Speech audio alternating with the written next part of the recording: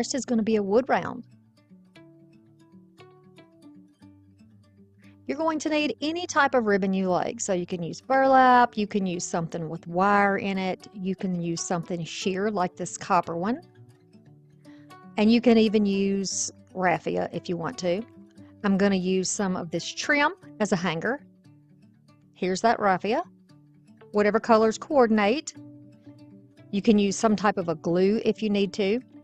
And then this is my wallpaper. I'll have the information in the description box for this if you are interested in getting some of this for yourself. I am an affiliate now with TEMU, so I know some people have a problem with that. So if you don't want to watch, you don't have to watch. I just let you know that now. I am going to take this wood round. It's about 14 inches. I'm recycling this and I am going to sand it down. After do that, I'm going to use a microfiber towel and get off all of the dust. And you can see here that there's a chip, a little damage in here. I'm going to fix this with some lightweight spackle from Dollar Tree. I'm going to fill it right in, press it down. You can use wood filler or anything you want. The idea is to get a nice smooth flat surface to put that wallpaper on. Just going to use my little tool here, my little scraper, and just go across it several times to make sure that all of that area is nice and flat. I'm going to use one roll of wallpaper for all these projects, and then I still have some left. You don't want to use wallpaper if you don't like this, anybody, whatever. Everybody has their own beliefs. Choose whatever you like. Go get some contact paper from Dollar Tree if you want to. Okay, now I'm going to sand over it lightly and then wipe the dust off again. I am peeling off the tape that holds this roll together. I'm going to save the foam that's in the inside. Look how beautiful this is.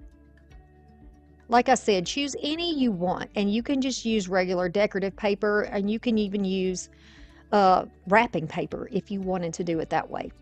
You just use glue instead. But this is self-stick. I'm going to measure off a little bit that I know I'm going to have a little excess on all the sides. That'll give me room in case I make a mistake. So now I have a square. There's some wrinkles in here, but they're all going to be gone whenever you put it down. I'm going to use a wood ruler to help me flatten this down.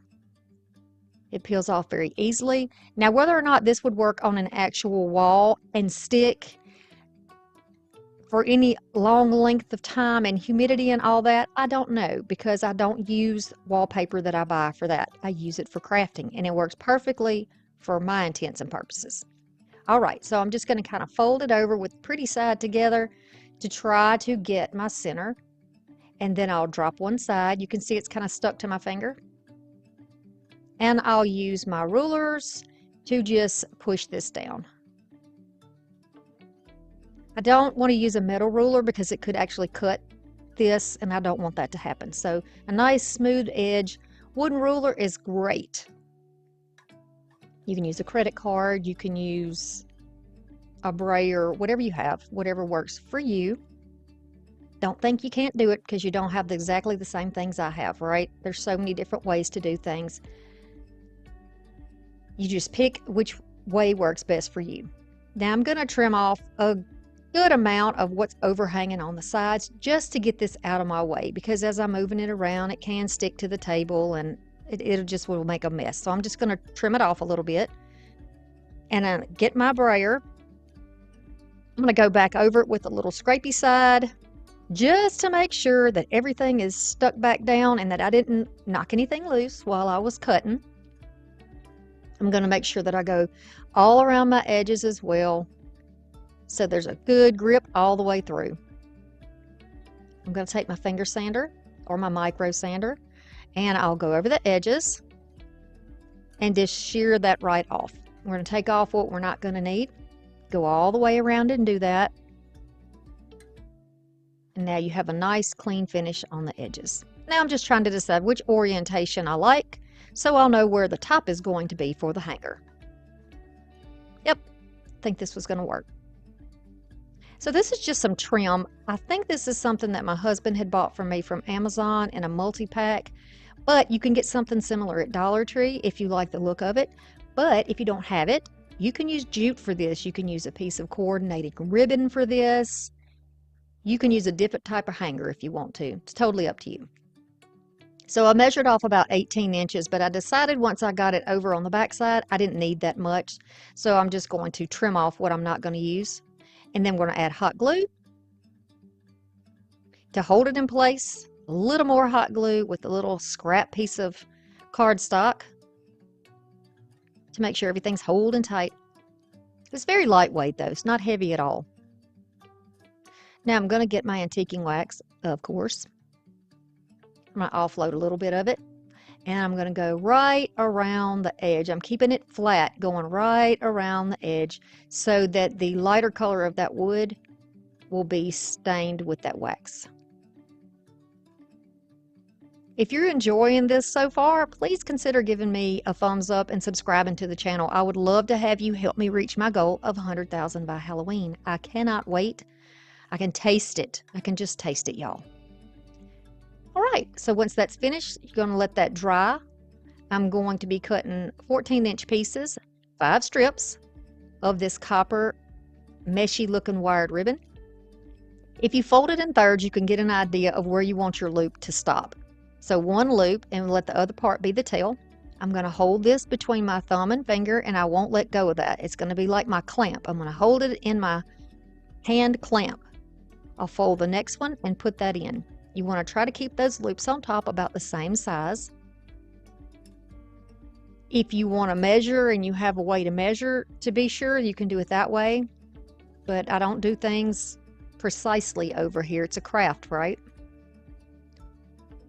Okay. I'm going to do the next one. Now that'll be all 5 of them that I will have in my hand.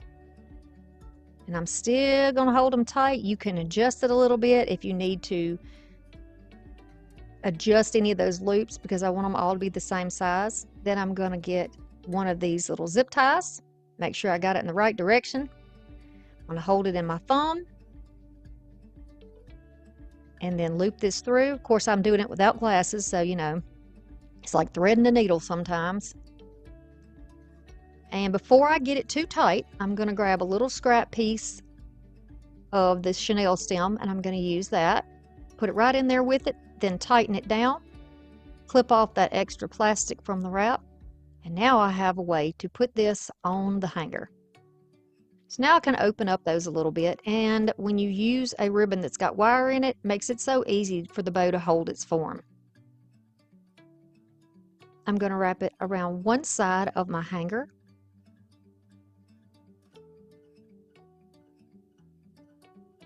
Very easily. Wrap it around the back a few times, and then you could glue this down and cut the excess off. You don't want anything scratching your door or your wall, wherever you want to hang this.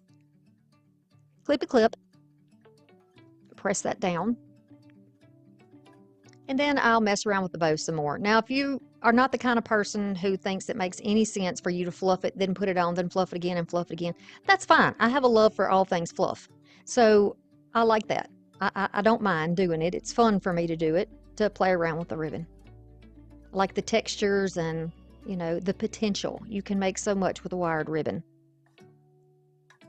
Now I'll just work on those tails, and as I arrange my bow and kind of put the tails where I want them, I'll trim off what I don't need.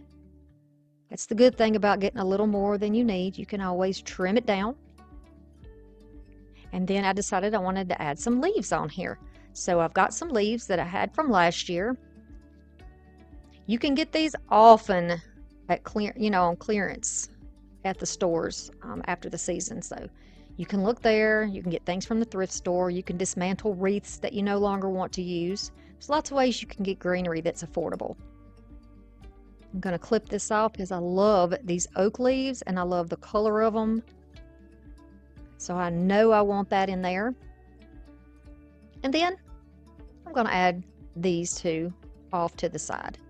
And I like the way that looks. So now that I know this is how I want it, I can just start gluing things in place. Y'all, the Crafty Cruise Getaway is in February of 2025. I want you to come. I want to meet you. Some of you have told me that you're coming, and I could not be more excited to see y'all and to meet y'all. You're going to find that information in the description box below, and I want you to stay through this video because there's something else that I have to tell you about that you are really going to be excited about. Okay, so here I am fluffing again and bending those tails out and moving things around. The wire helps everything stay in place. It's the hairspray of the bow, essentially. This is a very simple bow. I think that because it is mesh, it doesn't take away from that beautiful paper on there. And I just really like this. I love the color combination. I hope you like it too. So when it's hanging, this is kind of what it's going to look like. Of course, you would have this on a wall or a door, but this is my studio. And I just have it hanging off of my wreath hanger currently. I've had that wreath hanger forever, so I cannot tell you exactly where I got that from. The 3D leaf decor is going to be next. So I've got some of these faux leather leaves. You can get some of these, I believe, at Dollar Tree. Some more of this paper, of course. And a little sign that I thrifted. Here's the info on that. I'm going to use sheepskin chalk paint because it is very similar to what I have going on in the paper already. I'm going to take that hanger off the back. I'm not going to use it. I'm not going to reuse it. I'm going to see how I can dismantle this without breaking anything. It's only MDF and I don't want to break it into pieces. Then I thought, okay, well, I'll just pop these little mounts off. No. They're really hard. I had to work on them using my heat tool and then using my little cheese knife. I was really struggling on this thing, but you know, I got most of them off or broke them down to manageable pieces. I'm going to push the backing off of this section that's in the frame. And yes, the paper is tearing. I'm going to tear that away from the frame, make it nice and neat. I'm going to take that backing and we're just going to use the back side of it. We can cover this up later. So now this bad looking section is going to be the back that we're going to cover. Again, we're going to flatten everything out. I think by this point in the video, we know that we have to flatten everything out, get the bubbles out, get the wrinkles out, because we want to achieve a high-end look with our decor. We don't necessarily want people to come in and say, oh, look, you made something new.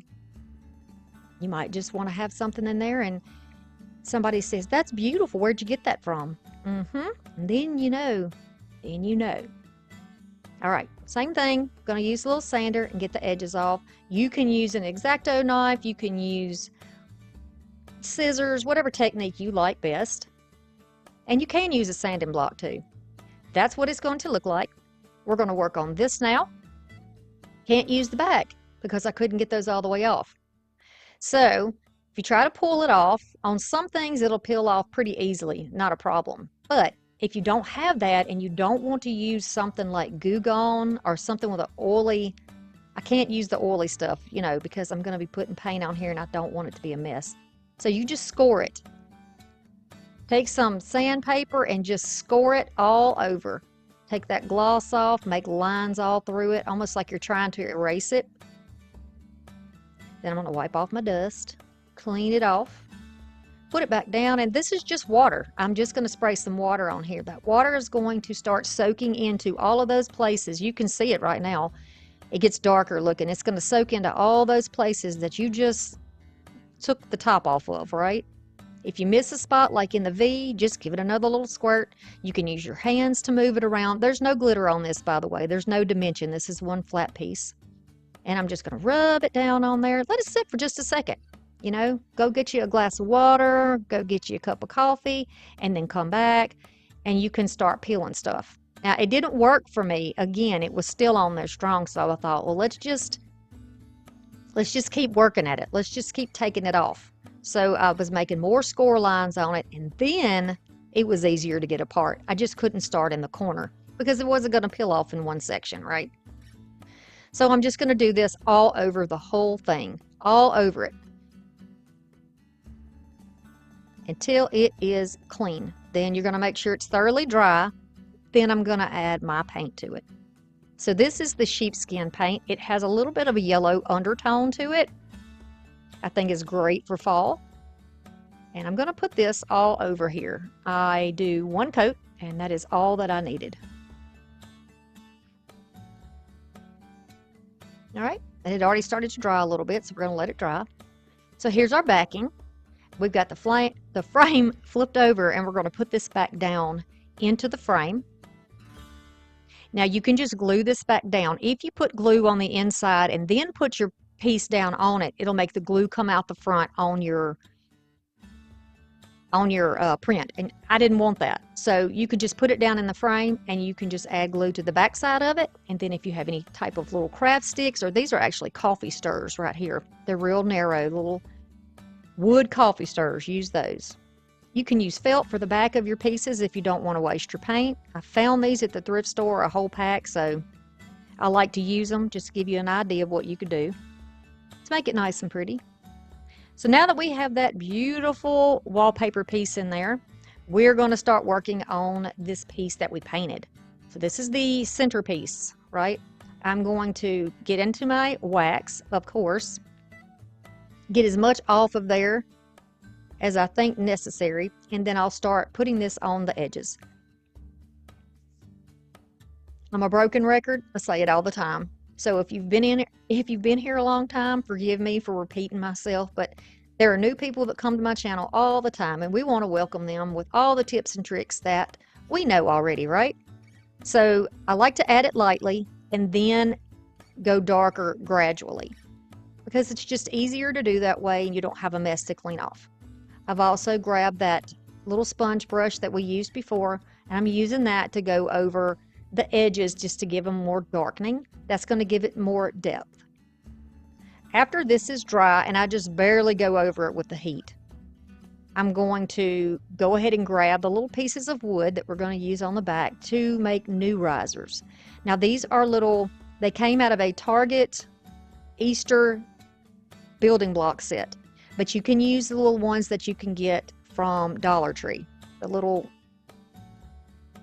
Jenga knockoffs, whatever. They're really good to use for adding this type of dimension, for lifting those up, and they'll stick down with hot glue with no problem. So now I've got my new pieces on here. Look how pretty that looks together. I think that looks pretty anyway, and I like the color of the faux wood that was around the edge of it. I think it looked great with the paper as it was, so I didn't have to go over and stain it.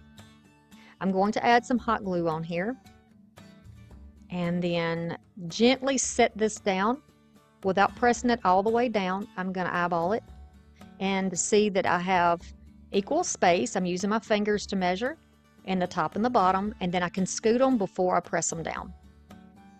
I'm going to take these leaves and decide how I want to arrange them in this frame.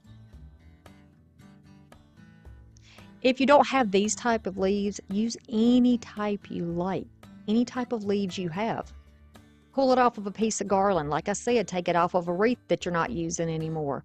Buy a bag of leaves from Dollar Tree in the little seasonal decor pieces. Pull it off of a flower arrangement that you have. Whatever you want, whatever you like. You can do this really for any season, but I like the idea of doing this for fall because it's my favorite season and the colors just really touch my heart. So I'm going to cut these little artificial stems off to look a little more natural. And then I'm just going to lift up a little. These don't lay flat down, so there'll be some dimension here, and I'm going to go with that. I'm not going to force them to lay flat down. I mean, rarely do I see a flat leaf unless you've pressed it in a book, right? So they kind of curl and they raise up, and you can see it kind of rocks back and forth.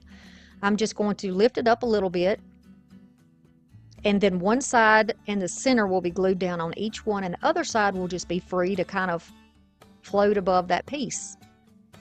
Right down the stem and right out,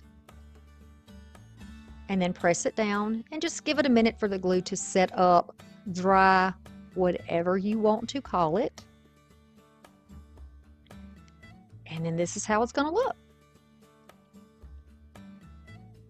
It's really easy, y'all, and I use any type of hanger you want to on the back. Anything that you've used in the past. You can even grab a little pull top off of a Coke can and hot glue that on the back and use that as your hanger. Very simple. The next is going to be an address sign. Here we are with that beautiful paper. I've got some numbers that originally came from Target. And I have 123. That's just a little fake address. Could be anybody's. You take your letters or numbers. And then I have this board from Dollar Tree. A little plank. We're not going to need the hanger right now, so I'm just going to get it out of the way while we work on the rest of this. Move it aside. Then I'm going to put the plank on here. It's almost exactly the right size. It's a little short, but we're going to work with it. Making sure I have a little bit excess on the sides. Like I said, we want room for error here. I'm going to cut this. Let that board help me hold it in place. We're going to trim off a piece. My thumbnails. Y'all, broke my thumbnails. Been cleaning and moving stuff around, so yeah, I did. I broke them. They look kind of sad right now, but it's all right. They're healthy. They're just short. They sure do help out when you're needing to peel things apart, don't they? Okay, I'm going to hold this at the tip of that piece of paper and then push it down. You can see how easy this is to lift. I don't recommend you put this outside unless you go over it with a sealer, but to put this on the inside of a glass door, on the inside of a window near your door with your address on it would be really nice. You know, like on your storm door or something like that. Would be really pretty, I think. And then I'm just going to flatten it all out. I could have used my ruler again for this, but I'm just going to use my little squeegee. And then I'm going to go over it with the sander again. Y'all are pros now. Y'all know how to trim everything down. Look at my chicken wing. Look at my arm. It looks like a chicken wing. Looks like a drumette. Y'all, I'm sorry. I need some more coffee. Okay. Sanding along. We're going to get a nice clean edge on here. We're going to put the holes back in here. I'm using my awl. I'm just going to feel for that little weak spot in the paper and then make the hole. Same thing here. I got my finger on the back. I'm gently pushing through so I can find my placement. And then once I do, I'll kind of wiggle it back and forth. And then we can decide where we want to put our numbers. Now for me, these numbers look beautiful on here, but they're very light. So I want them to be darker. I'm going to use a damp baby wipe, and I'm going to use wax on a damp baby wipe.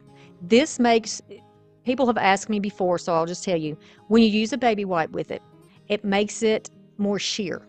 It's not as dark as it would be if you put it on with a brush or something like that. That's all. That's the only thing that makes a difference. Now you can put another layer on there if you want to. Totally up to you how dark you want to make yours. You could even use a colored paint that matches your paper there. Whatever you want to do is fine. I'm going over the edges with the wax to darken it up. I'm also going to go over that top section that we kind of missed it and kind of feather that out right there so that it blends in and you don't know that I have a big spot missing up there. And then here are my numbers. I'm going to put them back in place.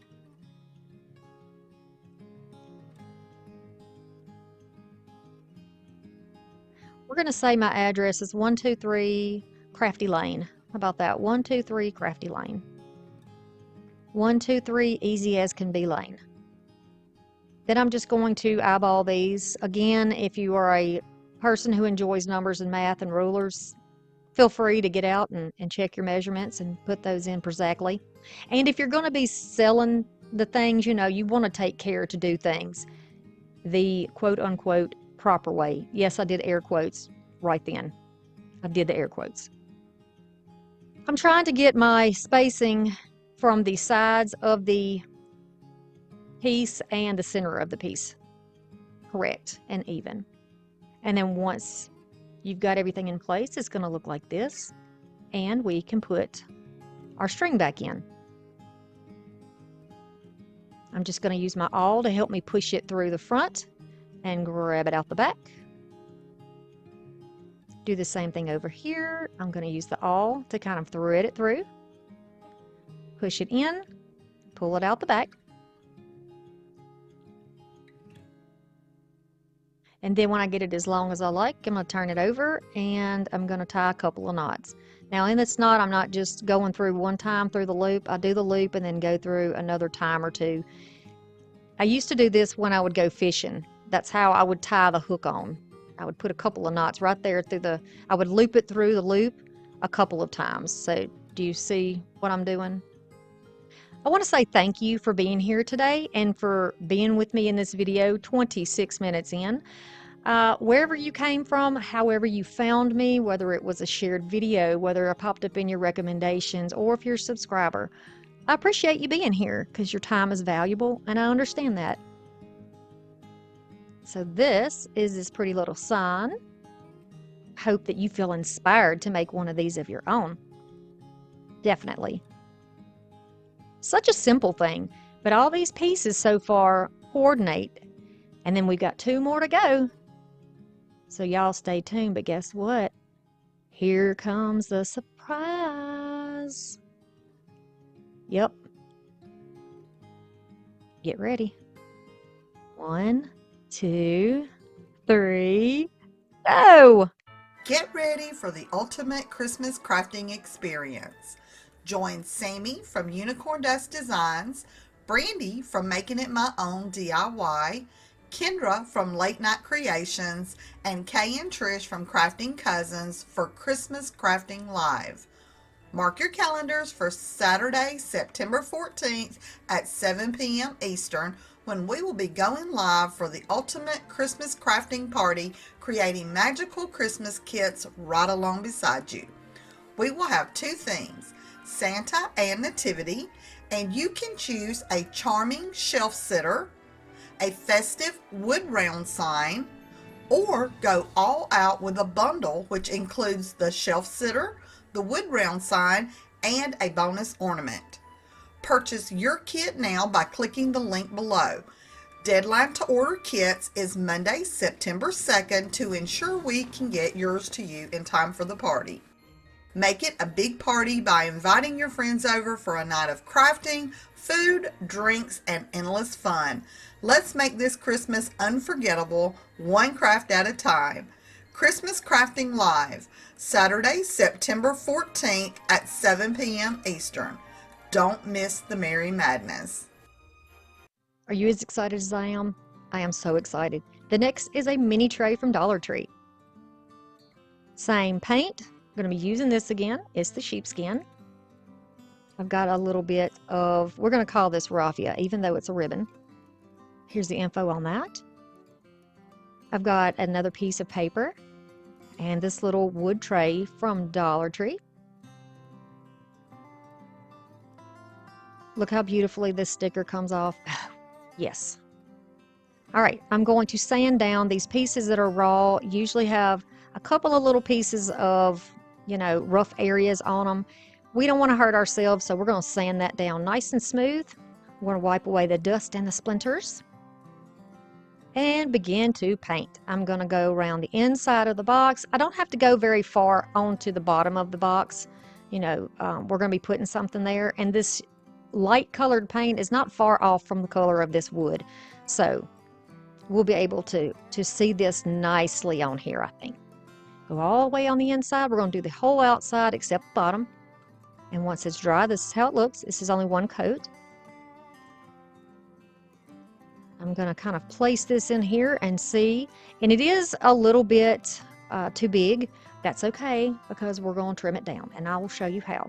Now for this one, I'm going to fold it halfway, unwrap it halfway, or unroll it halfway, hold it on one side, and then put the sticky side down, starting in the corner or the side of the box, or the tray, not the box. I'm going to press that down, use my squeegee. Y'all, I'm going to have the links in the description box for the craft kits, so y'all can come and craft with us. We're going to have so much fun. We're going to have so much fun. I can't even. I'm so excited. For y'all who can't go on the cruise, this is perfect. What a wonderful way to hang out. All right, we're going to get it nice and flat, just as flat as I can possibly get it. Right up into the corners, pressing it straight into the corners, pressing it into the sides so that I can see where my excess is to make a nice clean line for me to cut it off.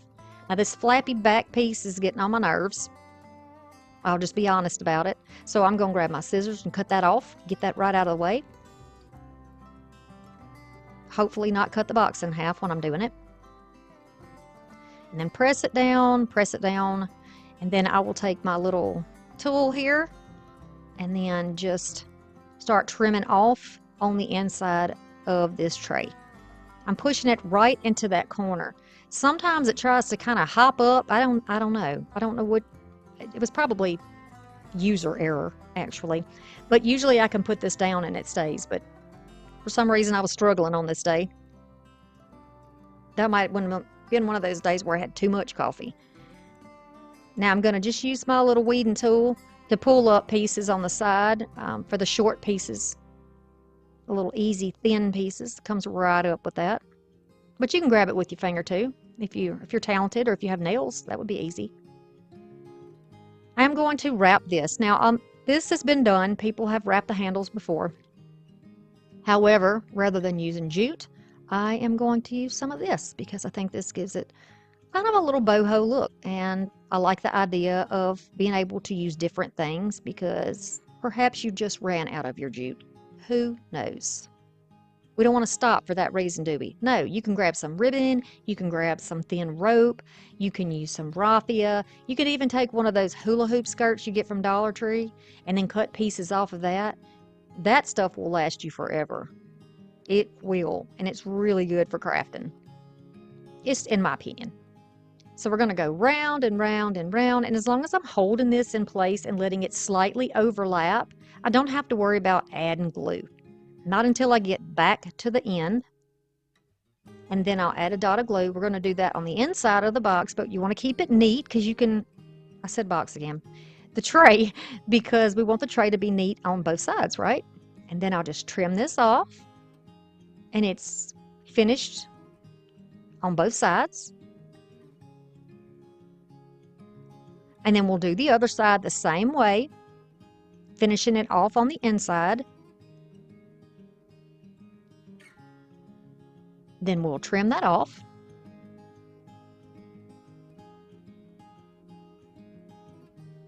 Not bad. That was quick and easy and beginner friendly, I think. So what would you use this tray for? I am going to put this tray beside my bed to put my remote control, my glasses, my nighttime row of medicines that I take. That's what I'm going to use it for. You could put a small pad in there with a pen so you can jot down things if you think about it during the night. A lot of options here. The next one is a Dollar Tree candle flip. So here's the candle. Now I'm almost sure I got it from Dollar Tree and I can't read that, so maybe. I'm almost positive this was from Dollar Tree though.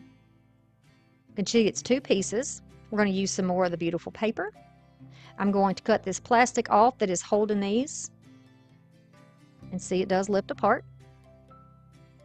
I initially thought that this was that it was the same diameter all the way around, but it is not.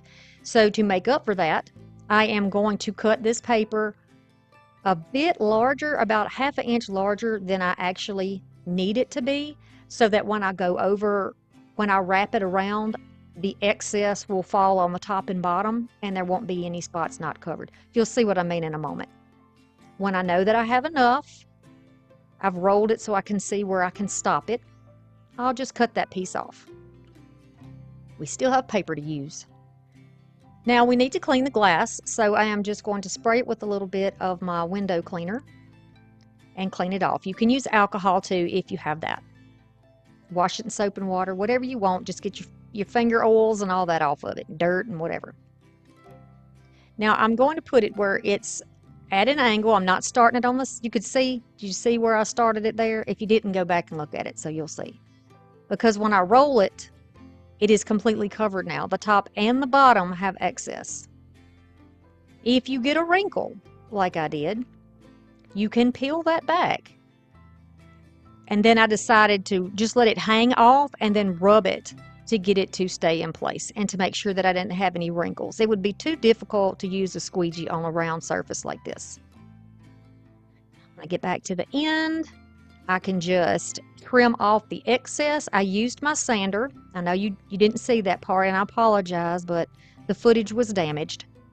So I just used my sander the same way we sanded off everything else, but be very gentle because this is glass and you don't want anything getting in your eye, in your fingers. You want to be very gentle. I'm going to use a little bit of that sheepskin on a small brush or a small sponge brush and do the top and bottom. This will kind of help seal it, the edges to the glass, and it will also kind of cover up where your seams are. I like the look of it. I'm going to let that dry. And then once it is dry, I'm going to use some Mod Podge. Now, I actually used the satin Mod Podge. I think I showed you the gloss, but I used the satin. This is also going to, the Mod Podge is going to keep this from chipping off. If you're using this and you're changing the little candles out, you don't want to chip off your paint. So the Mod Podge will seal it. And we will get a solid, instead of a matte look from the paint and then a eggshell on the paper, the Mod Podge, when you put it on here, once it dries, everything will have the same finish, which again gives you that high-end look that we all strive to have in our homes without paying a fortune, right? It's going to look frosty until it dries. While it is drying, we're going to work on the bottom. I decided to use a little worn penny on here. Brushing on a metallic paint can be difficult, and I didn't have the spray paint, which I would have done if I'd have had it. But you can get a good look and make it look kind of like a hammered look also by using a sponge brush to put that on. You can do 1 or 2 coats, however much coverage that you like on yours, and then you're going to set that aside to dry. Once it's dry, you can grab a tea light candle, drop that down in your frame, and that's how it looks. Be sure that y'all seal the base that you put it into so that you're not scratching your paint off of there. So just use some Mod Podge and seal that as well. Isn't that a cute little candle? I think it's really pretty. So you can put that little candle on the tray with your glasses and your remote control if you would like. Isn't it cute? I think it's a nice look. The Dollar Tree pumpkin wreath. Gonna need some very sharp scissors, sewing scissors probably, some clamps, mine are from Dollar Tree. You're going to need some ribbon of your choice. This is some black satin. We have some black velvet and then some wired black velvet. You just make your decision what you like. Some moody colored fall leaves. So I'm thinking, you know, those beautiful jewel tones, burgundy and purples. I've got some paper here that looks like it's old. Here's that Dollar Tree wreath form. I've made these many, many times. And a pair of thrifted pants. Now I'm going to have 2. I have a black pair and this is like a maroon type color, maybe a wine color.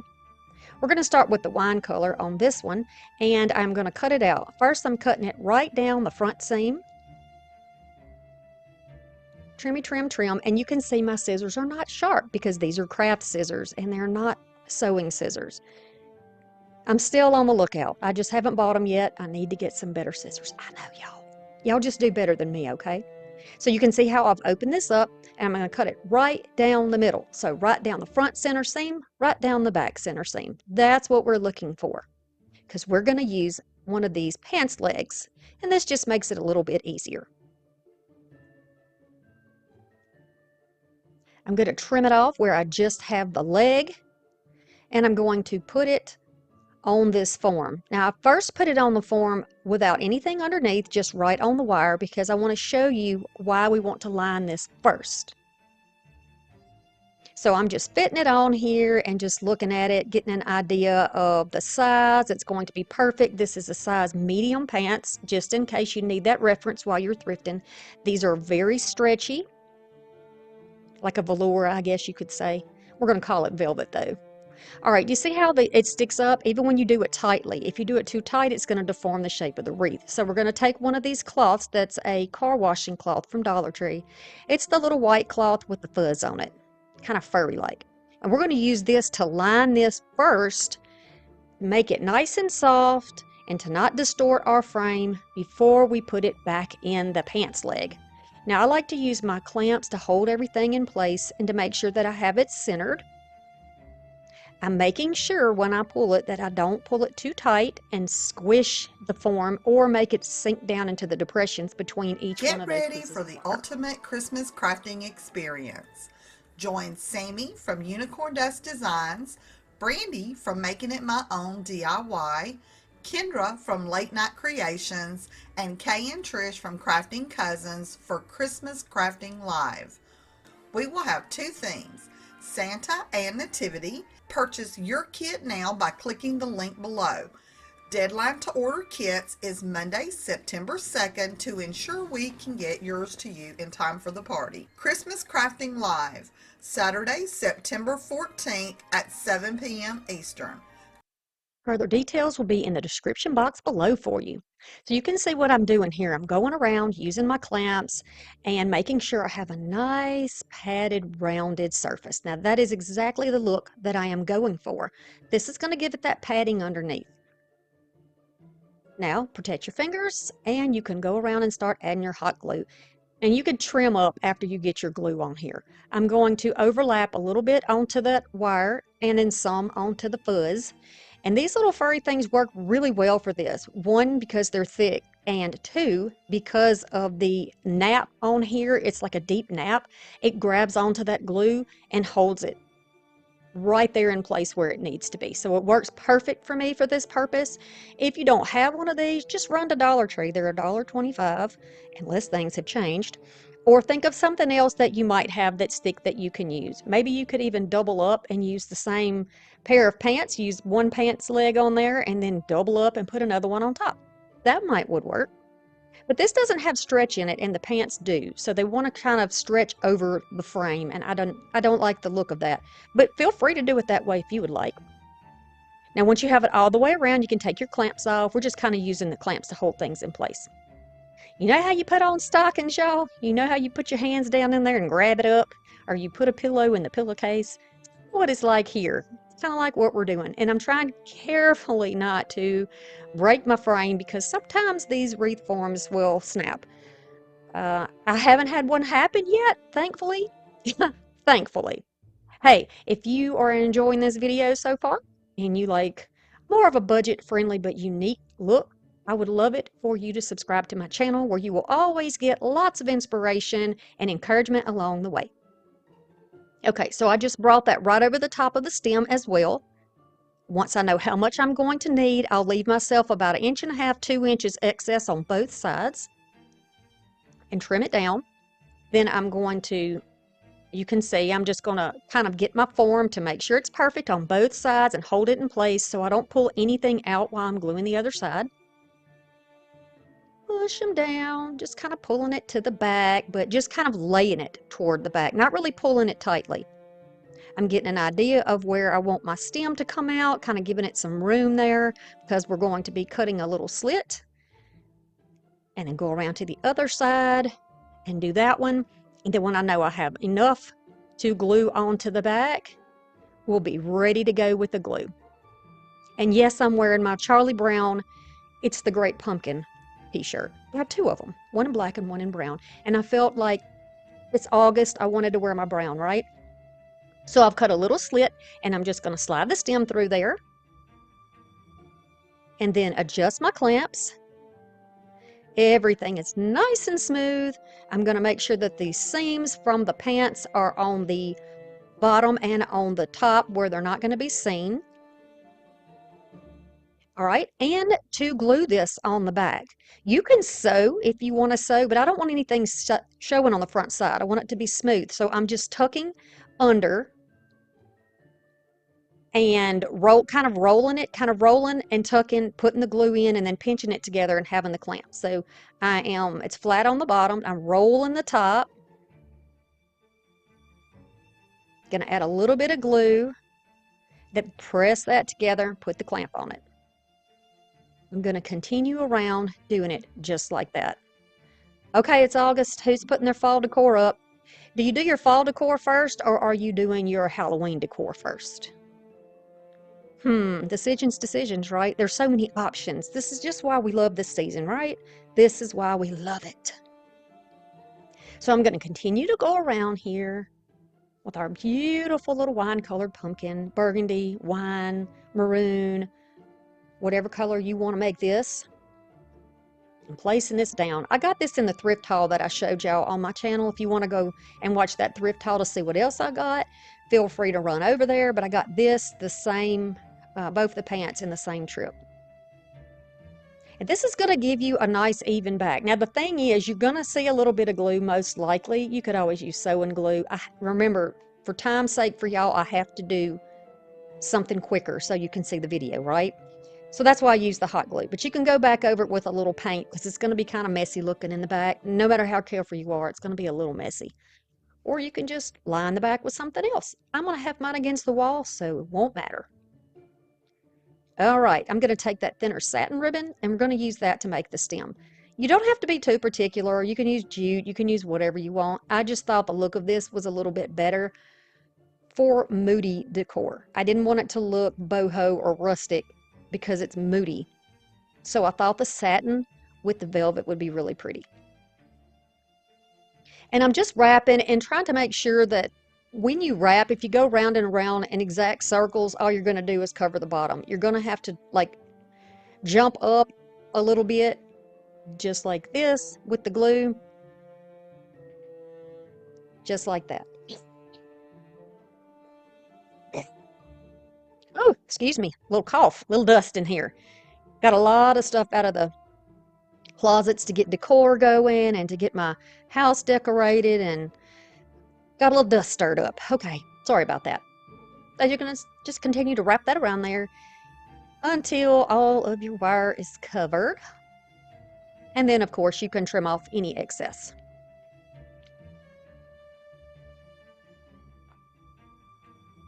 Right. So far, so good. So now that that pumpkin is together, we're going to start thinking of how we're going to decorate it.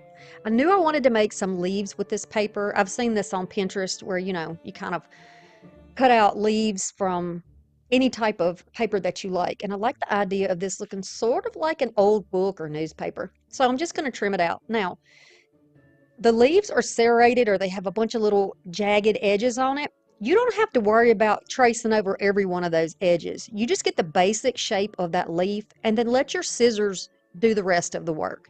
This is not hard to do. Tracing it on the back so you don't see it on the front, and because I can see it better on the white for when I cut it out. Go around and around. And I actually end up making 3 of these. Later on, you'll see the third one. It's kind of one of those hindsight things, right? This is your friendly reminder that you are not alone. If you are starting out on your journey and you don't know where to go from here, you just ask questions. Just start. Don't hesitate. Show your creativity. We all have a little bit of that artist in us, right? You might not believe it, but I promise you, if you just try and you just get going, you will build your confidence. I've been doing this channel for 4 years now. 4. That's a lot of practice for me, especially when I started off with 3 videos a week and then now it's 2 videos a week. That's a lot of work, but it gave me a lot of practice, right? And I know that you can do it too. You're not alone in your journey. All right, we're cutting this out. You can see how I'm twisting the paper and the scissors to get my shape. I like the look of that one. And then on this one, you can see I just traced it out really smoothly. And then I'll use my scissors to kind of make little back and forth motions to make the little ridges that you see in a leaf. Back and forth and back and forth.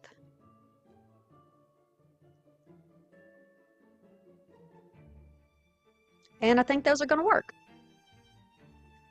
For a little additional detail, you can take a pencil, trace a light line down the middle, kind of giving yourself some reference from the leaves that you have, how they look. You can kind of trace that out just lightly. And then drawing some more of that veining on the leaves. Easy enough to do. You could paint these on. If you were confident with a marker, you could do that. But I want this to be sort of inspiration for you to see what you could do if you wanted to. Now, if you take your finger and you rub that, you'll kind of blur that out. This is something that my friend Trish from Crafting Cousins does, and I think this is a good way to kind of recess that line and just kind of fade it out a little bit. Give some good dimension. Now choose your leaves, whichever ones you want to use.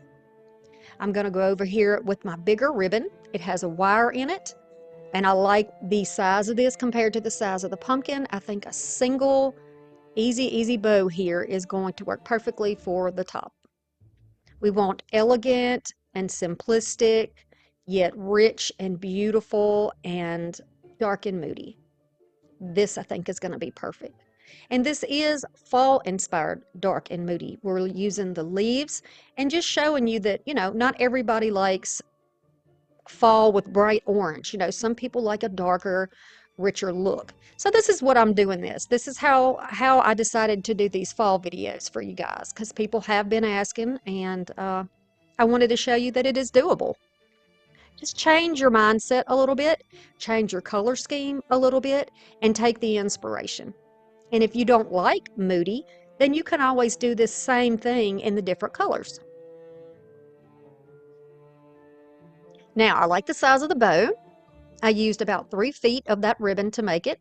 You can put it off to the side, so I was looking at it to see, would I like it to the side or right in the center? And I decided to kind of do it in the center, so I just pulled it over. I do have that wire around the middle of it. This is just florist wire, and I'm going to twist it tight.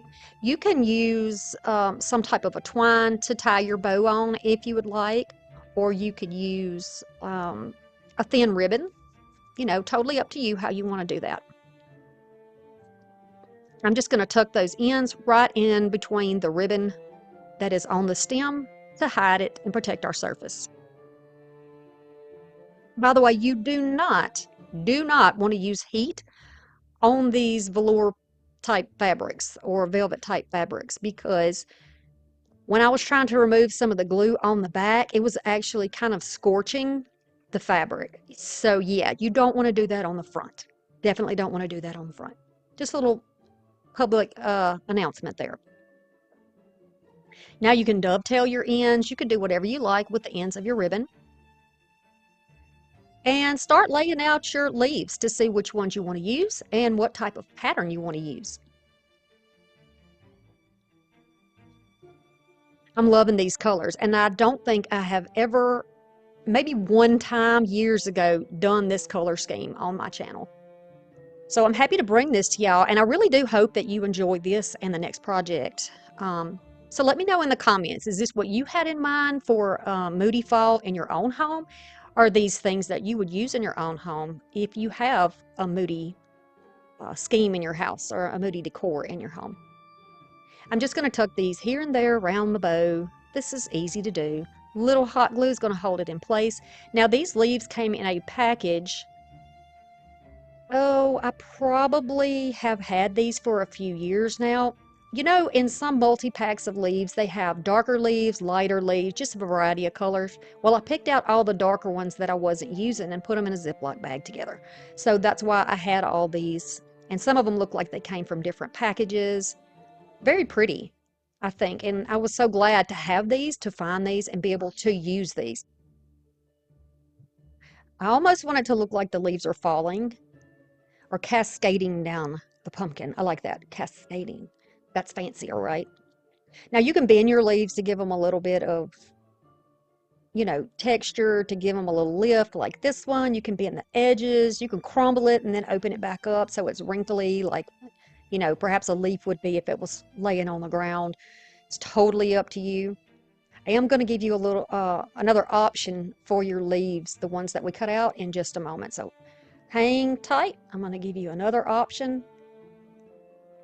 I like the look of that. Very pretty and simple. We'll add another one in. I'm going to add one underneath here. This is how it goes when I do any type of arranging. I just kind of look at it from all angles, and just tuck and add things in where I feel like it needs to be. So I have another leaf here. I'm going to use this smaller leaf pattern and cut this one out. Same process. I want you to check out the description box below. If you want to spend a little more time with us, you want to go on a cruise, you deserve it. We work hard, right? So really think about it. We're going to tuck this one in here. Nice. I like that. My daughter's hand is going to make an appearance here. Hello. That's my daughter. She wanted to say hi. She said, Mama, can I put my hand in the video? And I said, of course you can. So she's just waving. Okay, now I'm going to add right in the middle a little cameo. You can add a jewel here, you can add a brooch here, you can put a butterfly, whatever you like. I'm going to take a thin piece of this, well, it's just like a ribbon, but it's really, really thin, almost like a string. And I'm going to tie a double knot in here, and this is what we're going to use as our hanger. I'll place it down, and then we'll just add hot glue and another scrap of ribbon to kind of hold it in place. Have y'all ever used these pumpkin forms before? I would love to know. They are huge. They are well worth the $1.25 you pay for them, and there are so many different options. I'm going to link a video for y'all to watch next on other ways that you can decorate these pumpkins.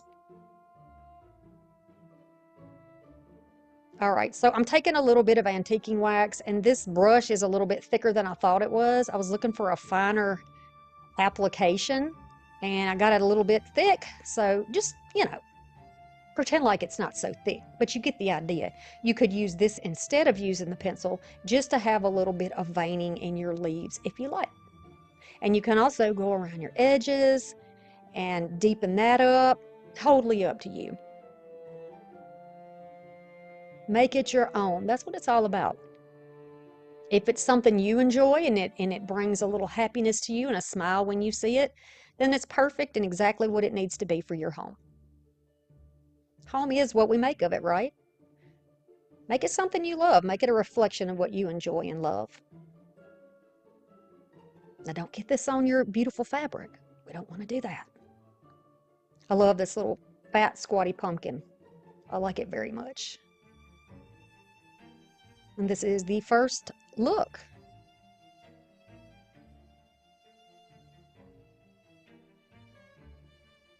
So you could hang this on a solid door, it's too wide for a storm door, I think, but you could definitely put it in your house. It's very pretty. I'm using the back of a chair that I recycled, and that's what I'm hanging mine on. So you could actually do this at your home. Lean it up by your fireplace.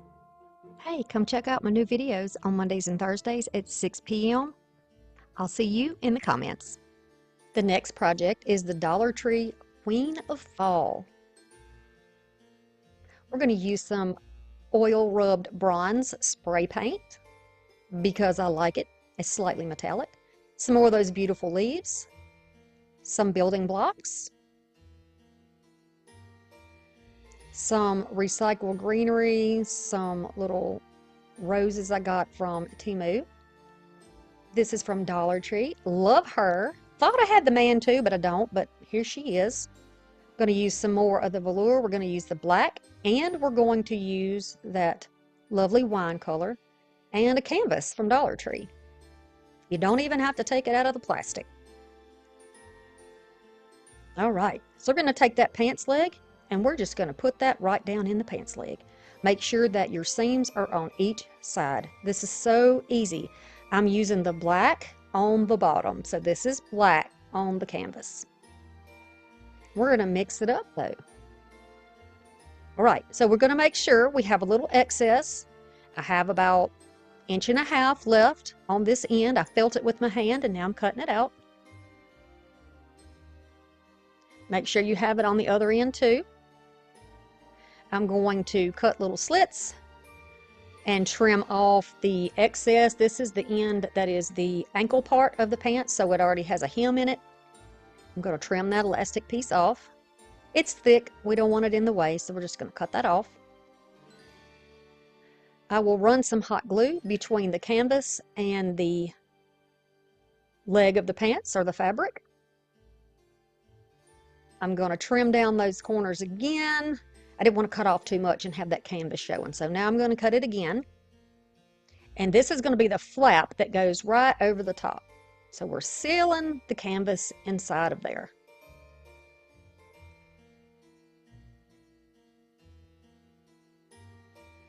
Press that in place, flip it around, and we'll work on the other side. I'm going to cut that at a slant as well, and this side too. And really, you could cut them both, I suppose, at the same time, but you know, sometimes I like to do things the hard way. Same thing on this side. I'm going to add some glue between the fabric and the canvas, press that down, cut the corners, seal it in. All right, we're going to put that aside. Take this spray paint her. I did both sides because I wasn't entirely sure which way I wanted her to face. And I like that. I'm going to take this adhesive spray, take it outside, spray the back, and then we'll come back in and put it down on the fabric. Now this time we've got that beautiful jewel tone fabric in the back. So we have the black on the canvas and we have that very pretty red on there. I am using these as weights to hold it down. I originally had the weights on the corners so that the fabric would not wrinkle as I was applying it.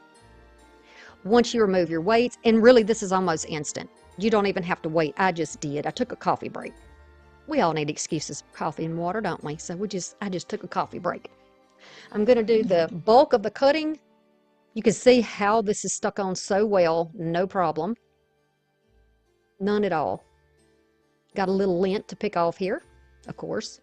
And then you want to take some sharp scissors. The smaller, probably the better, since you're getting in all these little narrow places, and you're going to fussy cut all the way around here. Believe me, it's worth it. It is so worth it. It's going to be a little bit of fuzziness probably showing underneath, but it's not going to be enough to make a difference. I'm going to take some of this copper colored paint, put it on some paper, and grab a little sponge brush, and I am going to just dab it all the way around the edges. I don't want solid coverage here. I want to be able to see that bronze underneath and that copper on the top of it. So I'm going to go all around and make her frame very pretty. You can use whatever type of color you want to use on here, or you could just leave it one color and don't do anything fancy. I decided I wanted to give her copper hair because why not? She could be, the ginger girl could definitely be a queen. So I'm going to take this and add this all over where her hair is, like the ginger goddess she is, my little ginger queen. And I'm just putting that on about the same type of application as I did around the edges. I'm not making this a solid color. I want it to look old and aged. Go all around the edges. Now be careful that you don't get on your fabric underneath. This was a hindsight kind of thing. You could always paint it first, if that makes it easier for you. All right, so here's some of that metal ribbon you can get from Dollar Tree. It's in the gardening section. I've cut a piece out. I love that it looks like leaves. I think it's perfect for this. This is going to be her crown. So I've got my measurement right, and I'm going to paint it now. I'm using some black chalk paint on the bottom so that the metallic paint will really pop when we put it on there. It's gonna cover up that, the metal color, I guess you could say. It's gonna cover all that up, and it's gonna go with that warmer tone that I love that's on her hair. I'm gonna give her that beautiful changing of the season look. You can either allow this to dry on its own, or you can dry it with your heating tool. And then I'm going to take some more of that same color, once it is dry, of course, and I'm going to just dab this all over here. You can make this as thick as you want to. I don't want to make this, I want to be able to see the black. I want to see the shadows and the color underneath. But look how pretty that looks. Kind of rusted, kind of, oh, I love it. I think it's perfect for fall. Oh, it's going to be lovely. Okay, so it's dry now. I want to trace this so I can move it aside, and we'll see where we're going to start putting down her flowers. I got a line here for reference, so I know where to put my greenery and things on top, or my coppery, whatever you want to call it. I've chosen some leaves. I'm going to put those down. I'm going to cut off the little stem parts because you don't really need that. They just kind of overhang and push the leaf up, and we don't want to We don't want to have all that extra stuff on there. Just take it off. It's going to make it neater. And then you can put your leaves down any way you want. I'm going to pretty much cover up the little roses that she has on her head, but we're going to put down fabric roses instead. So this is going to be kind of, well, it's definitely going to be an improvement. Let's just put it that way. And in doing this, you can really make this your own. A little bit of glue. And since I know where my placement is going to be, I'm going to hold it in place and then kind of flip it over and put the glue on the back, put it right back down. And really, if you just wanted to do the leaves, you could leave it right here and that would be fine. But for me, this is our base and we're going to add some roses to here. I like that the roses are not an orangey color. This is more of the color that's reflected behind her. And I like that. It just blends together. It's just very smooth and textured. I just like all of this. Now go ahead and get your florals from the Dollar Tree if you want to. Totally fine. We're going to press these in place.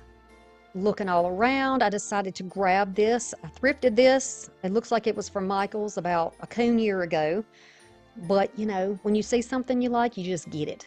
This little pick came off of something else that I thrifted. I thought that would be really pretty in the top to add a little extra length and kind of go outside of the shape. I've got little berries that was on that greenery. I'm going to take those off and add those in. I'm pulling this down a little and trimming off the end of that stem. And see, we're going above the line that we drew on there. Going above it. You can't put that back down on there if you've got stuff in the way. But I like the idea of it slightly overlapping. Add some more of the beautiful leaves on there. And I just pulled them off, and you can just cut them off of other branches, whatever colors you like. Go get your little bucket that's got all your little scraps and extras in there. You could certainly use that. Your little fall scraps. You could go in the yard, you can get an acorn, you could get some pressed leaves, you can use waxed leaves. Just have at it. Make it your own. I've got those little bundles of the roses. I'm just going to put in between. I've got this colored eucalyptus and these berries. I'm going to tuck those in. You can cut your pieces down to make them shorter so it's not too big, so that it looks a little proportionate. Adding in some more roses. What do y'all think about these colors? I think this is very pretty. Very elegant. And I'm just looking at it, taking my time to look at it. I try to edit out all the times when I'm staring at it because, you know, y'all don't get a benefit from that. But it does take me some time to make decisions too, just like it does you. I look at it, kind of sit with it for a minute, may walk off, come back to it and decide what I want to do. Look at my other florals and greenery and decide what's going to fit well, you know. So I know that I'm going to put this back on here. I don't want to use any type of a super glue because it's hard to make it lay flat and all that. So I'm going to use this double stick tape that I get from TEMU. You can also find this at, it's called Alien Tape. You can get this at Walmart.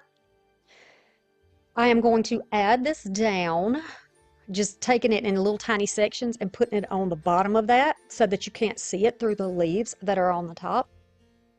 And I'll put it back on that line that we drew. You see how it overlaps a little bit onto our greenery? I love that because it looks like that entire headpiece is just kind of down into the crown, like it's part of the crown. And I think it's such a pretty look. Oh, I love her. She's so pretty. You could add earrings. You could put a necklace on her. You could do a brooch. You could put beads or rhinestones around the edge of her frame here if you wanted to. The sky's the limit, honestly, with this. You got so many options, so many different ways you can do her. So on the back, I wanted to add some dimension against that black canvas. I'm feeling for solid spots where I'm not just pressing it onto fabric. And I'm using these as risers. You can also use some of those square, like puffy stickers for this, or the wood Jenga blocks that you get from Dollar Tree. These are actually originally from Target. It was an Easter set of building blocks. That's why they're purple. But I use them a lot. and then you can place her down on there. I'm seeing where I want her to be. I'm going to add some glue on those little riser pieces. I'm standing above this to make sure that I kind of get it in the right place. I like to use my hands and fingers as kind of a measurement, and then I'll press it down into there. The idea is to get that glue to go all the way through the fabric and onto the canvas so nothing moves.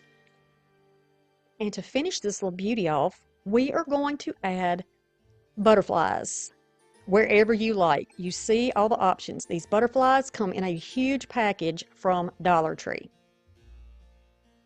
I didn't have any moths, so I thought, well, we'll use butterflies because where I live, we still have butterflies when it's warm outside. And it's always warm here.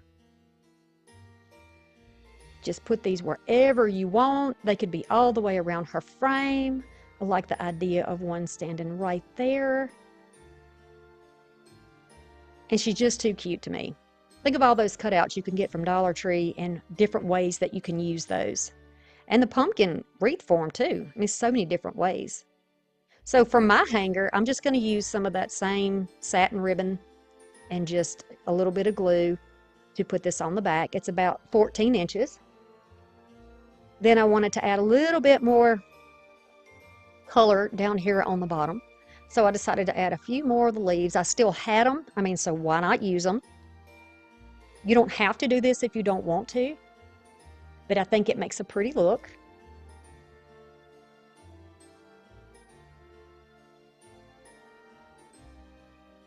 And that is how she is going to look. She's a pretty girl. She's a ginger fall beauty queen. Yes, she is. So cute.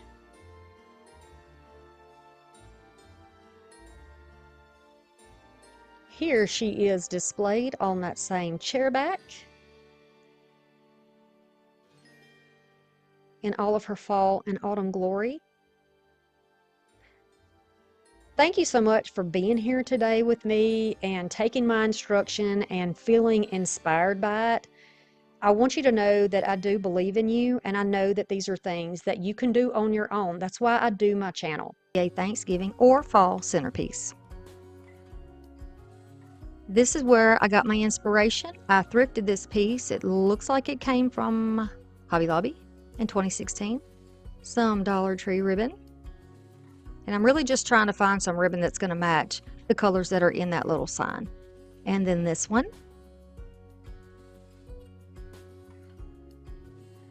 I've got a variety of leaves, and then also some that are kind of green and taller. These two pumpkins that I thrifted, this one is foam.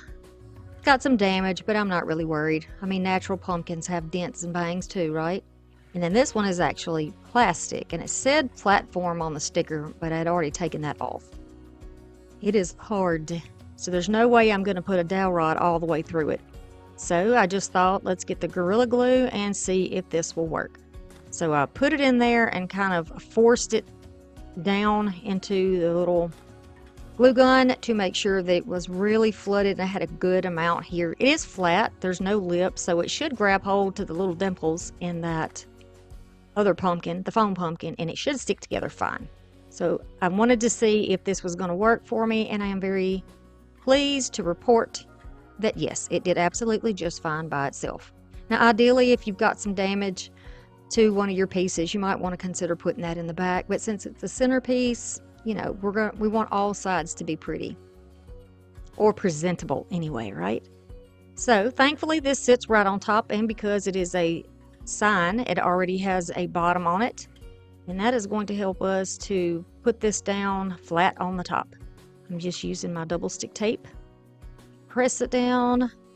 You can call this alien tape or nano tape, just depends where you buy it.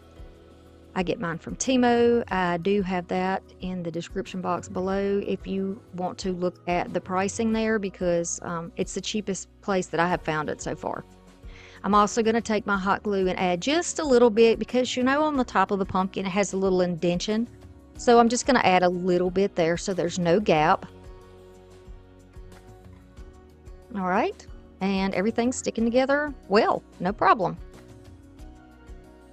So I am going to start on a bow. Obviously, if you're not a person who likes a bow, you do not have to use one. But I think if you're doing this for Thanksgiving and you're having guests coming over, that a bow just makes a pretty presentation. But like I said, completely up to you. Look at all these together. I love that color. It has been a couple of years now where I've really liked the way that blue looks with the orange and cream colors for Thanksgiving. I did a sweater pumpkin with some blue in it, and I really loved it, and I had a lot of nice responses for it, so I decided I would use those colors. They look nice with the sign, and we're going to give it a whirl again and see how y'all like it. So I will cut two 18-inch pieces of each one of these ribbons, and then I'm dovetailing my ends. If you don't want to dovetail, you don't have to. You can cut on a slant, totally up to you. This just gives it a little more, you know, I don't know. It just makes it look a little more finished and deliberate, right? Okay, so once those are all done, I'm going to take a pipe cleaner and put these together. Now for this particular one, we are going to do a funky bow, or sort of a play on a funky bow, I guess. Because rather than folding it all the way to the end, we're going to fold it a quarter of the way. And then I'm going to grab it right above where it ends and place it tightly between my thumb and my forefinger. You can see the ends there. You want to make sure that they're there, otherwise your bow's going to come apart. And I'll do the same thing with each one, folding it down, pinching it to the middle, and then pressing it right in there. This is what you do for this type of bow until you get your hands full. I like to alternate my patterns back and forth, and obviously if you have a pattern ribbon like we do on the pumpkin one here, you want to make sure you have it in the correct direction, unless it doesn't bother you to be upside down, or you know, if your tails are upside down and you're okay with that, then hey, I'm okay with that. After all, it's yours and you need to make it your own, right? That's right. Go with your gut. Go what feels right and brings you joy. And it would bring me a lot of joy if you would subscribe to this channel. I enjoy so much encouraging you to do things, to think outside of the box, to make your home beautiful on a budget, and just really not feel like you need permission from anybody to do that, right? You just really don't need permission from anybody. You don't need anybody to tell you it's okay. If you think that it's great, then it's great. That's all you need. Okay. So now I've got all my little bows. I'm just kind of making sure that all the little loops are about even in height. I haven't let go of that. I'm still holding it. I'm going to take my pipe cleaner, hold it in my fingers and around my thumb, and then I'll feed this through here. If you let go, you might lose your loops. So just keep holding on with that one hand, and you can definitely do it. It may take some practice, but you can. And you can also use a clamp to hold it if you need to do that. A clamp, a clip, whatever you have. I'm going to cut off the excess once it is nice and tight. Then I'll turn my bow upside down and flip out each of those tails. I want to try to make sure that the pattern side is up. That's important. If you have a pattern ribbon, it's one-sided. Make sure the pretty side is facing the table, right? Not towards you, but the table, because when you flip it over, then it's going to be up. Now, y'all just don't even know. This ribbon with this open weave like that, it's very pretty, but dovetailing is just, it's a mess. That probably should have been just cut straight off, but you know, I'll make it work. Now, I'm just going to take those loops on the bow and squish them all out. The beauty of that lovely wired ribbon is that when you put it in place, it generally will stay there. It'll hold that form and be nice and loopy and pretty for you, just like that.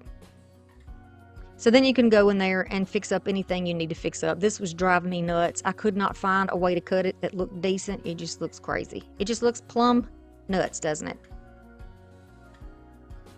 I just keep working with it too, y'all. Just keep working with it. All right, so now I'm going to take a little piece of a floral stem, because I saved these, and I'm just going to use my little jewelry pliers here to kind of put like a foot on this. I'm going to bend it and then make a little foot, like a little stand, and I'll put this right down into this bow because I want this bow to be on a pick rather than tied down. If you want to tie it, you can though. All right, we're going to set that aside and let that glue sit up. And I will start working on this centerpiece. Now, I like these leaves. These are oak leaves. It was in a pack, and I'm pretty sure these came from Hobby Lobby last year on clearance. I'm pretty sure. There's like a greenish yellow, a darker orange with a lighter orange, and then sort of a yellow and light orange together. It's a bunch of variety in there. And I'm trying to make sure that I kind of space them out. This is your friendly reminder that you are not alone. It's important to me to let you know that every single time that we talk, every single time that we have an opportunity to meet up on these videos, that you are not alone, that you are important, that you are worthy, and you are wanted. I want you to remember that, okay? Give me your word. Say it. I'm important. I'm worthy. I'm loved. Okay, good job. Now I'm going to start working up here around the sign. I'm going to put a couple of those, looks like dried eucalyptus pieces behind. Going to stand them up back there. I'll add a little glue and put these right on the back of that sign. Y'all could also use a sign from the Dollar Tree to do this, and pumpkins probably from the Dollar Tree. You can do this on a smaller scale. You can do this on a larger scale with even a yard sign if you wanted to. Take the inspiration and make it your own. Now, what you can't see me doing, because I got carried away and forgot to move the camera, is I'm just adding some right underneath the edge of the sign on the top of that other pumpkin. So there's some on the bottom and the top. Now I'm pushing that down into that foam pumpkin. The bow is now on there, pushed straight in. It is holding its own. And I'm just kind of playing with the tails. If you get your bow up there and you decide, you know what, I don't need all these extra tails on this funky bow, just take those ends and roll them under. You see how I'm doing that with my fingers? Roll them under. That's all you have to do. And then you could end up with a bow that's all rolled under, or just 2 tails, or 3 or 4. When you play with it enough, you'll know what I'm talking about. And this is your opportunity. If you want to, you know, have any sticking straight up and you want to trim them down a little, you can do that too. I love making a funky bow as far as a decorative bow because you've got a lot of flexibility and you can hardly mess it up. It's almost foolproof, right? Yes. See, it was driving me nuts. I'm just like, you know what? I'm going to cut it straight across, whatever. So I did. And then again, a couple more of those little pieces on the top. It gets to a point where you're doing a craft and you kind of, I've talked about this before, but it's like your intuition kind of kicks in, your creativity kicks in, and you kind of lose track of time, and you kind of you just go straight into what you're doing, and you're not paying attention to anything else around you. I bet y'all's husbands and boyfriends and kids just love that, right? Because I know mine do. I know my kids just love it when I'm lost down here. And, you know, an hour will go by, and Mom, where's Mom? It's supper time. Where's the food? You know. Sorry, kids. If y'all watch this in the future, I'm so sorry. I'm so sorry. So now, of course, we want to cover up the back. If you want to take that sticker off, please take the sticker off. You know, it's the time thing with me, so I just left it on there. But I covered it up with some greenery, and now I'm going to add some more leaves right on the top and the back because we don't want anything looking bald. And for me, I would most likely put this on a table that was close to a wall, if it was pushed up against the wall or something like that, because the pretty side is just on one side. But you could do 2 signs back to back, and then you wouldn't have to use the taller greenery, and that would be pretty too. I tucked a couple of more leaves right into the bow, and then decided, you know what, I'm putting a pumpkin on here. So I cut a foam pumpkin in half, and then I put the pieces on top of each other and made a little stack. I took another one of those leaves and just trimmed off a little faux leaf to go on the top, replaced the stem, and put the faux leaf right on top of the little pumpkin stack. So it's a pumpkin stack with a pumpkin stack. Voila!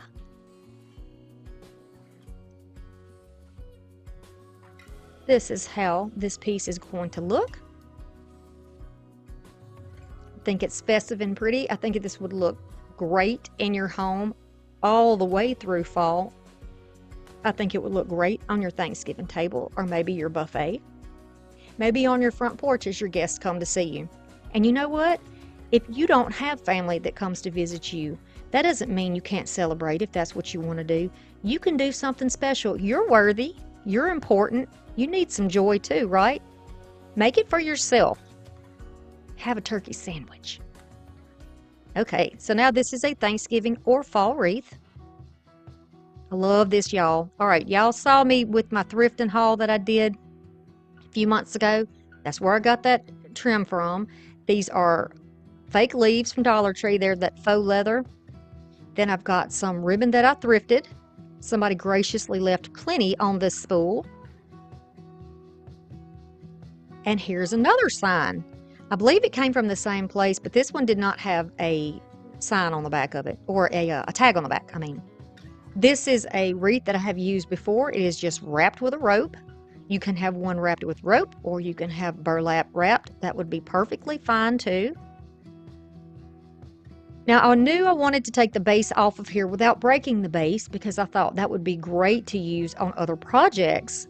So I'm going to save the base as best I can by heating this up, trying to loosen the glue a little bit, trying to loosen this in that stand just a little bit with my awl, and I flip it over, do it on the other side.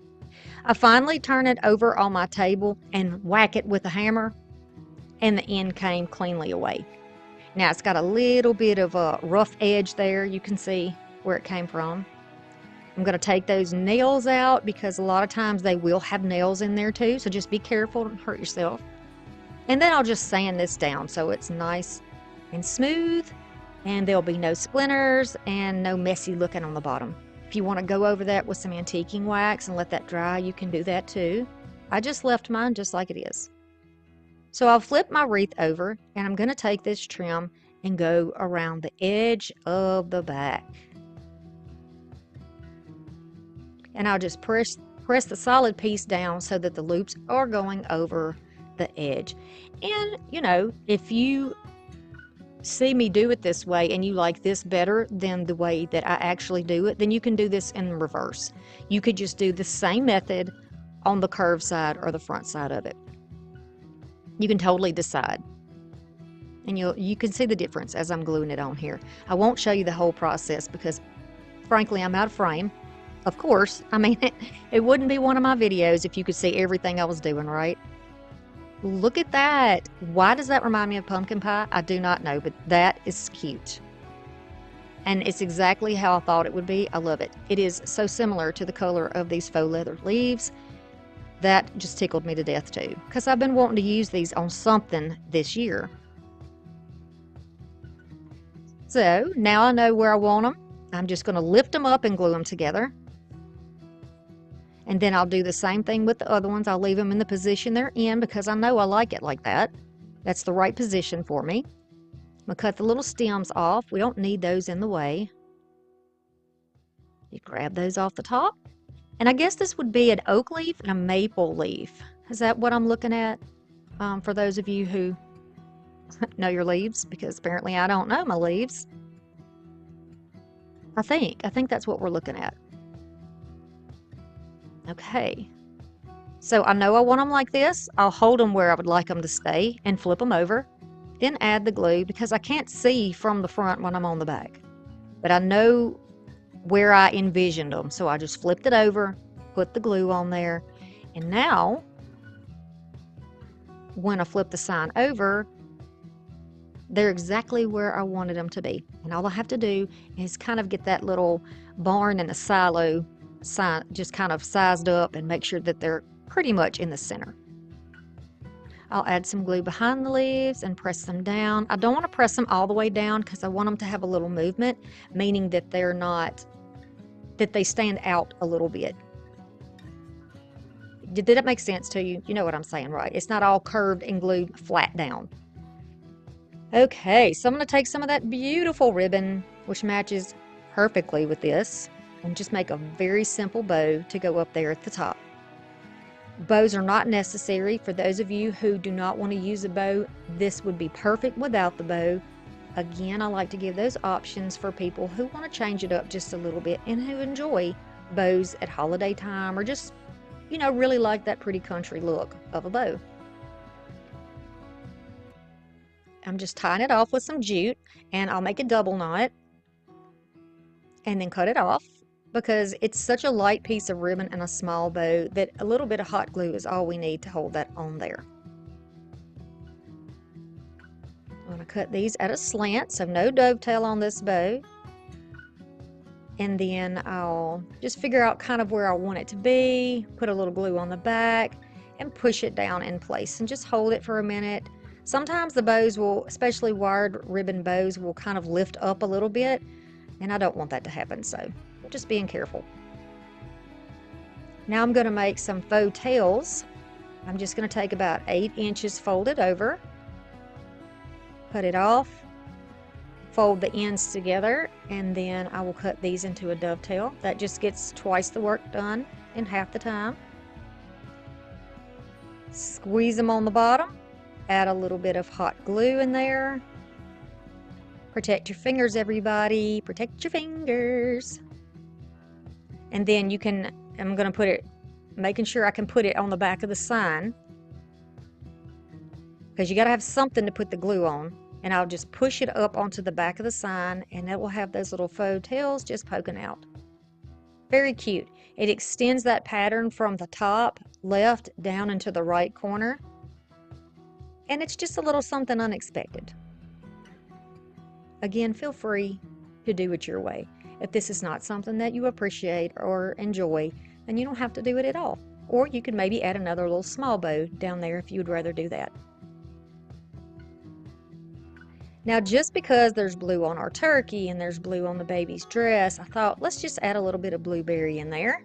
And there are grapes on the bottom. I don't think you can, yeah, you can see them a little bit. I wanted to add a little blue. So then I'm going to go down here with this faux Dollar Tree pumpkin, and I'm going to carefully just cut this off. I'm not cutting it in half. This is like a slither of it. It's not a lot, because I don't want it to stick out too far. I'm going to add just a little bit of glue and press it down over that corner. And then replace the little stem. And then you can do a little leaf there if you want to finish that one off. And you can just hang it from the back, or you can use whatever type of hanger works for you on your door or your wall.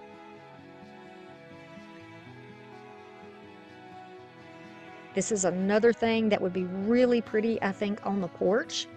If you have a covered porch and you're having guests come over, you could have this, a little table outside, maybe put the other one on the table, have some faux candles out there. It would be very pretty, I think.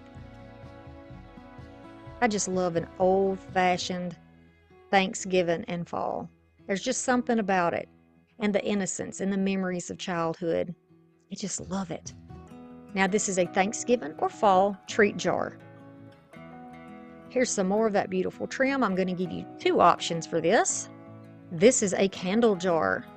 Yes, I took all the paint off the outside. I took all the wax that was left out, cleaned it very well, and saved it. It's a heavy glass jar, and I knew I could use it again. I got a spray bottle that only has water in it, and some of these window clings. They're window clings or glass clings. These came from the Amazon Overstock store, so if you're looking for fall, maybe like a fall cling, and you want to order these, you'll have to do a search on Amazon for fall window clings. Or you can use the ones you get from Dollar Tree or Dollar General or Family Dollar or Walmart, whichever ones that look good to you. I thought these looked great with the colors and the scheme that I already had going, so I thought they would be perfect as well in an old-fashioned theme.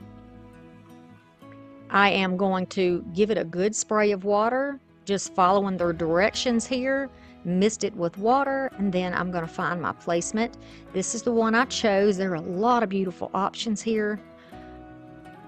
And I'll just twist this around, lay it down, and where the overhang there from the bottom of that stick or that limb is, I'll be trimming that off. I want to make sure I have plenty of room. You see how easily it slips around there? Pushing the bubbles out.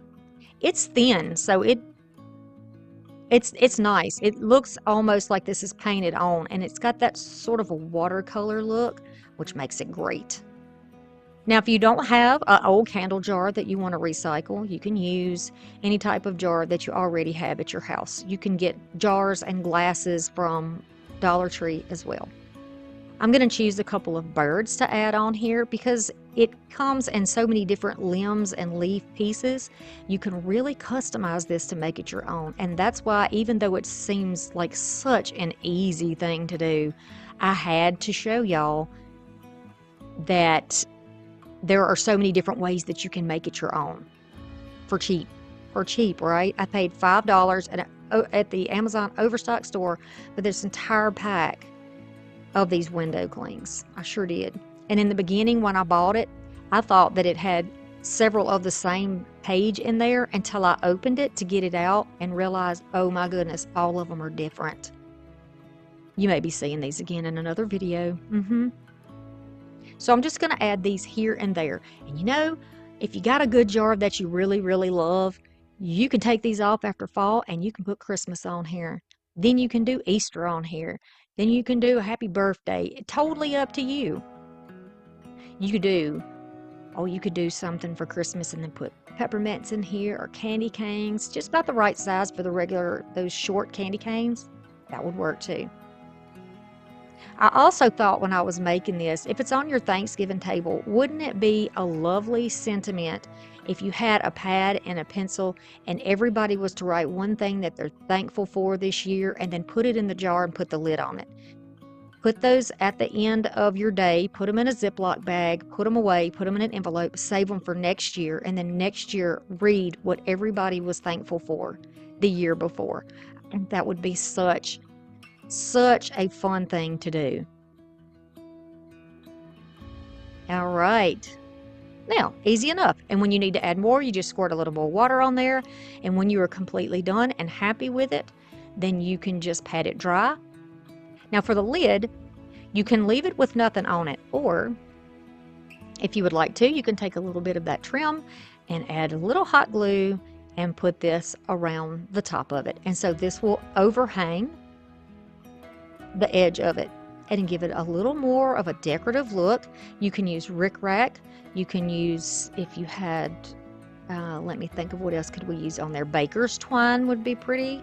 A thin ribbon would be pretty. The trims that you get from Dollar Tree that are that burlap, and some look braided and some are just ornate, that would be pretty. There's lots of things you could do here. Just going to wrap it all the way around, and when I get back to the original spot, I'll trim it off. I'm going to try to make it look as clean and neat as possible. Pick off the spider webs, and then I'm using a little bit of heat to kind of get the spider webs off of there. It'll also help if you have any wrinkles to get the wrinkles out. So mine was set aside to air dry, but I wanted to show you that you can use a cloth and gently just press down. You don't want to rub it because you're going to you'll knock those off. So just pat it dry. Be sure you don't slide anything around. You know, just double check and just be patient. It's a quick craft, you know. I wanted to show you the details of how pretty this is. So I'm just stuffing a cloth in here to show you. Look how pretty. Does that not look like it is hand painted? Like you designed your own little beautiful jar? And of course, if you wanted to do another candle in there, I guess you could, but you wouldn't want the wax getting too close to the plastic part because it might make it kind of melt on the outside.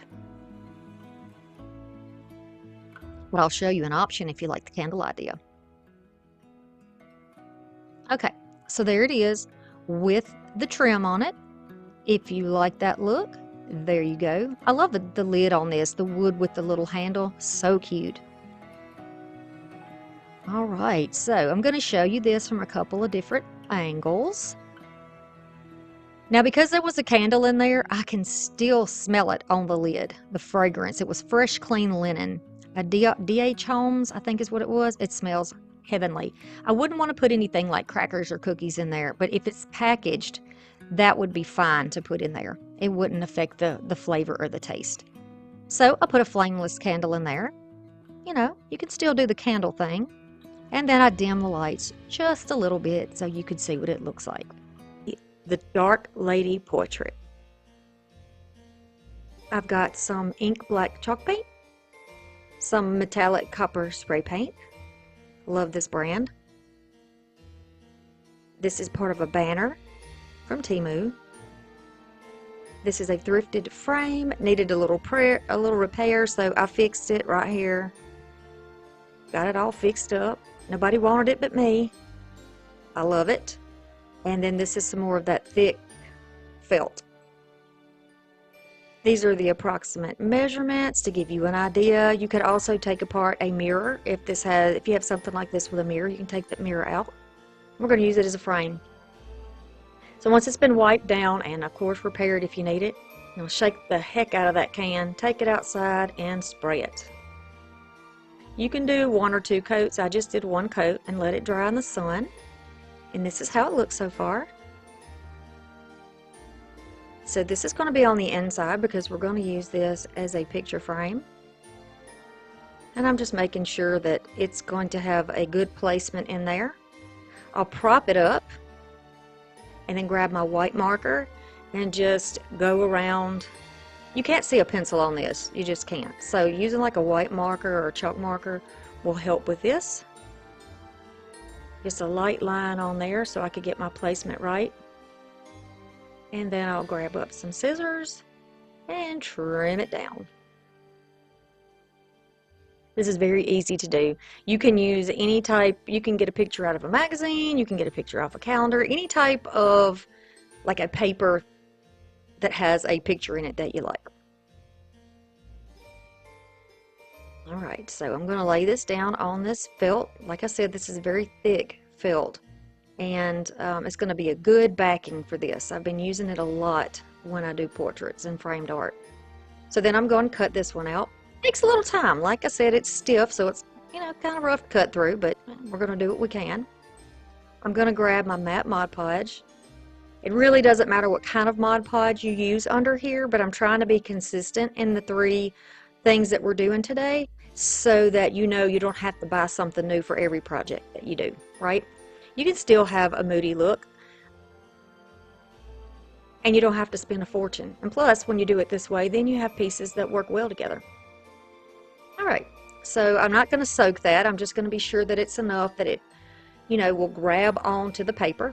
You can then take your scissors and trim that up if you need to, you know, where the white and black are even.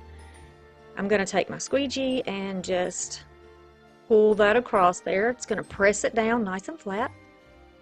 It is a thick cardstock, so wrinkling is not going to be an issue, but if you're going to use something that's thinner, you're going to be sure that you're careful. Now I'm not using the Mod Podge to seal this, I'm using it to mattify the picture. Because it's a glossy finish, I want it to be a little more matte. Just my preference, you don't have to do it this way. Just my preference. So I'm going to put 1 thin layer on there, and then I'll give it a quick dry. You can sit it in front of a fan or you can walk away and work on something else. Totally up to you. So I'm going to grab a sponge and I'll show you how I do this later on in the video, how I get this sponge like this. I'm just going to kind of pat it down into the black and then press a little bit off, and then I'm going to make it like a cameo. I'm going to go all the way around so that the main focus of the picture is on this beautiful little witch that's in the picture. Now I used a witch because I have some Halloween things and I'm still working on Halloween on this channel. But if you don't want to use her, you could do any type of a Victorian picture if you would like. Even an old black and white would be very pretty too. Just got to kind of use your imagination, right?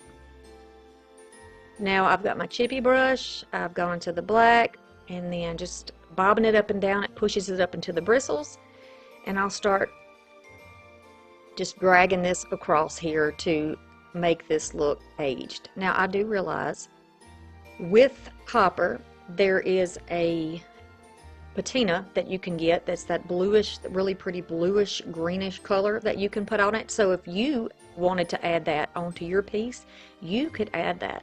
But for me, I'm keeping it dark and moody and not adding that at all. But you could. So this is like if you had a brand new, beautiful, pretty penny, and then it has been aged and touched and sat out in, you know, the elements. Maybe there's a, if you imagine a haunted house with a broken window and the wind is blown in and the rain has been on it, the weather has been on it, or it's just been in the house and it's just old. You know, it's just old. Put as much on there as you would like. I want some of that copper still showing. Then I have some copper here. I'm going to go into that, pat a little bit off, and go over around this black. Now most of this area on the outside will be on the outside underneath the frame. Hey, if you are learning something in this video or having fun so far, please consider giving me a thumbs up and subscribing to my channel. I would love to have you here. Alright, so I'm just going to keep on patting it down, and if you don't dip into the black or the gold, the copper, excuse me, anymore, then it will just start to kind of fade it a little bit, make it look a little more aged, which is what I like. And so I'm going to leave mine just like this. Now there's some detail on here with some flowers and some vines and some filigree. So I'm just going to take a really thin brush here, and this is actually like a bridge brush that you would use for stenciling, I do believe, but it may just be a detail brush. I have some of those too. And I'm going to go over the flowers. I want to leave the darker spots in there because if you color the whole thing, you won't see any of the detail and it'll just look like a copper blob, right? So even when I go along the lines, I'm not going to completely cover the lines. I'll go to the outside so you can still see that dimension there. You don't have to do this, but for me, I like what it added. And I just love to paint. Y'all know that now, right? I mean, if you've been watching my videos for any amount of time, you know I love to paint. So I'm just going to do this till my little heart is happy. And this is what it looks like. And then I'm going to let her dry. A little bit of heat here because I need to move quickly to get this stuff out to y'all. And by the way, thanks again for everybody who has been encouraging. Y'all have kept me moving through this whole process. The whole process, it's kept me motivated. It's kept me doing the work. And I may have to put out a mega video every now and then just to stay on schedule. But I think I can do this with the second channel. And the second channel will be posting on Saturdays at 6 p.m. So, you know, if you're interested in decorating and seeing how I use the pieces I make, you can run over there and subscribe to that channel. I'd appreciate it. But yeah, I'm keeping up. And I thank y'all for that, because even if it's things in a mega video that you've seen before and you just watch it, you know, you just listen to it while you're cleaning or doing something else, that helps my channel tremendously. Tremendously. Okay. So there she is. We've got the back on. We've got her in there. And I love the way this looks. You could also put lights on the inside if you wanted to, but I'm going to leave it classy and moody and rich, just like it is. I hope you like this one. There's so many ways you can do it to make it your own.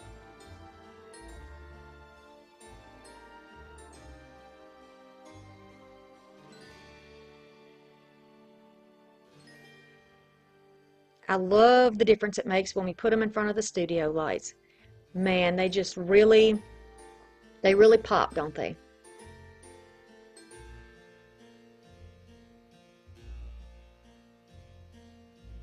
She's so cute. She's a cute girl. She's got her raven. Frame hassle print is next. I'm going to use some baby wipes. These are just water wipes. Here's a sponge, some antique wax, copper paint, same as before. This is my print from TEMU. Get yours anywhere you like. I love it. And then I'm going to recycle a canvas that I already had, which is almost the same size as my print, and that's going to be our backing. Look at this beautiful thrifted brass looking metal piece that I got. It's a frame, y'all. I'll talk more about that in a little while though. Okay, so that gives you an idea of the measurements. And this is how it looks. I love all that detail. I'm going to take the string off because apparently there was a sale tag on there. I did get mine at the thrift store. And I'm going to clean it. Now for cleaning it, I don't want to take the texture away from the rust that's on there because I'm going to go with that rust. I'm going to help use it for texture, right? I'm going to help use it. Put a mask on and some eye shields because you are going to be throwing up some rust and you don't want to inhale that stuff or get it in your eyes, okay? You can do it outside also, or do it with a vacuum cleaner brush. You see this little hole right there? It's for a light kit. Some of y'all know exactly what this is. I know you've seen them before in somebody's house. Then I'm just going to take a dry paper towel and I'm going to wipe off all of that leftover rust. Look at that. I want to wipe that off. I don't want that getting in my brush and dulling my paint. I don't want any of that to happen. So I'll take it outside and I'm going to spray paint it. While that's outside being dried with the paint, I am going to grab my Mod Podge. It's matte, but it doesn't matter. Like I said before, we're just going to continue along with the same, so you don't have to go buy any more. I am wearing a shirt, for those of you who are wondering why my whole arm is in there. I have a tank top on because it is still hot here, right? It was when I made this video. Now this morning, it's 73 degrees in southern Alabama, and I'm here for it. I gotta tell you, rode all the way to school and from school with the windows down. Okay, so now I have a nice thin coat, just enough that my canvas is going to stick down to the backing. Whatever way you want to lay yours down there to make sure it's centered, you're going right ahead and do it. I'm going to press it down, and then I'll flip it over. And this is my little Mod Podge.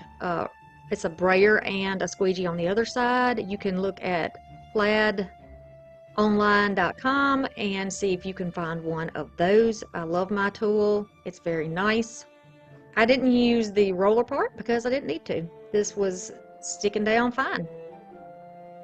To finish off the ends, I'm going to grab the glue gun. Put your cool temperature on so you don't burn your fingers, or grab your finger protectors, because I didn't do it in this video. I was a bad girl. Alright, so we're going to press it into there, turn it around to the other side, and do the same thing. Now this is also going to help hold it in place while that Mod Podge dries.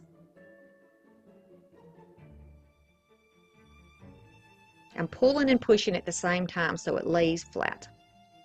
Now I'm going to grab these little clamps that I use all the time and I rave about because I just absolutely love them. I think it's one of the best things Dollar Tree has ever done. I'm going to clamp my sides down so nothing rolls, nothing tries to pop up while I let it dry, and I just let mine dry overnight. But it's totally up to you. You could use it as it is while it's still a little bit damp, or you could use a glue stick and then you don't have to worry about that dry time. Totally up to you. Now there's a little spot on here, so if you have a light or a white canvas, like this is kind of a bright white, I'm just going to take my eraser and clean that up. That's all it takes to get that off. You do not want to be throwing away your beautiful canvas for no reason. Now this is a bath sponge from Dollar Tree, and I'm going to show you how I cut this to use as a crafting sponge, and you can get lots of pieces out of here. You want to be sure that you cut off every straight line and angle on here. You want this to look almost like a rock, right? You don't want any straight angles at all because that's going to leave a pattern when you use it when you paint, and you don't want a repetitive pattern. You want something that's rounded like this so that you can switch sides if you want to. Look, isn't that pretty? That's with that copper. So now I've got my ink paint, and I've got my lovely, lovely gloves that y'all love so much. Gonna get these things on. They really do protect your hands, by the way. They look silly, but they work. Oh yes, loving it. Okay, so we're gonna tap into that, and then I'm just using this little box because it'll wipe off of it. I'm just using this. You use some paper, some plastic, whatever you have to pat that off. And then I'm gonna start right here in the corner. I always start with a light hand. If you're new here, that's something you should know that I do. I start off with a light hand and then I get heavier and add to it as I go. Because once you put a big blob on there, it's hard to get off. It's dragging it to the sink, trying to clean it really fast before it dries, and I'm just not for that kind of work. I'm not going to do it. I'd rather take my time. I mean, just to be honest here. Take my time and make it a little bit at a time. Darken it a little at a time. Like aging over the years goes, you know, we're going to add on 5 or 10 years at a time rather than taking it to 100 years just immediately. I just ain't gonna do it. Now, be sure you do the outside. Be sure you do the corners. I'm going to add a little more on my corners, and there's little pieces that go from the corner to the inside, and it's what actually holds the frame together. It's like a little belted section, and I'm going to make those a little bit darker just because I like the look of that. Then get over where the little light's going to go. Be sure you do that. I pay more attention around the edges as well. If you've got a spot that you can't get into, just get a little brush and go in there like I did around the inner line until you get it built up as much as you would like. Then I'm going to go over it with my dryer and make sure everything is dry.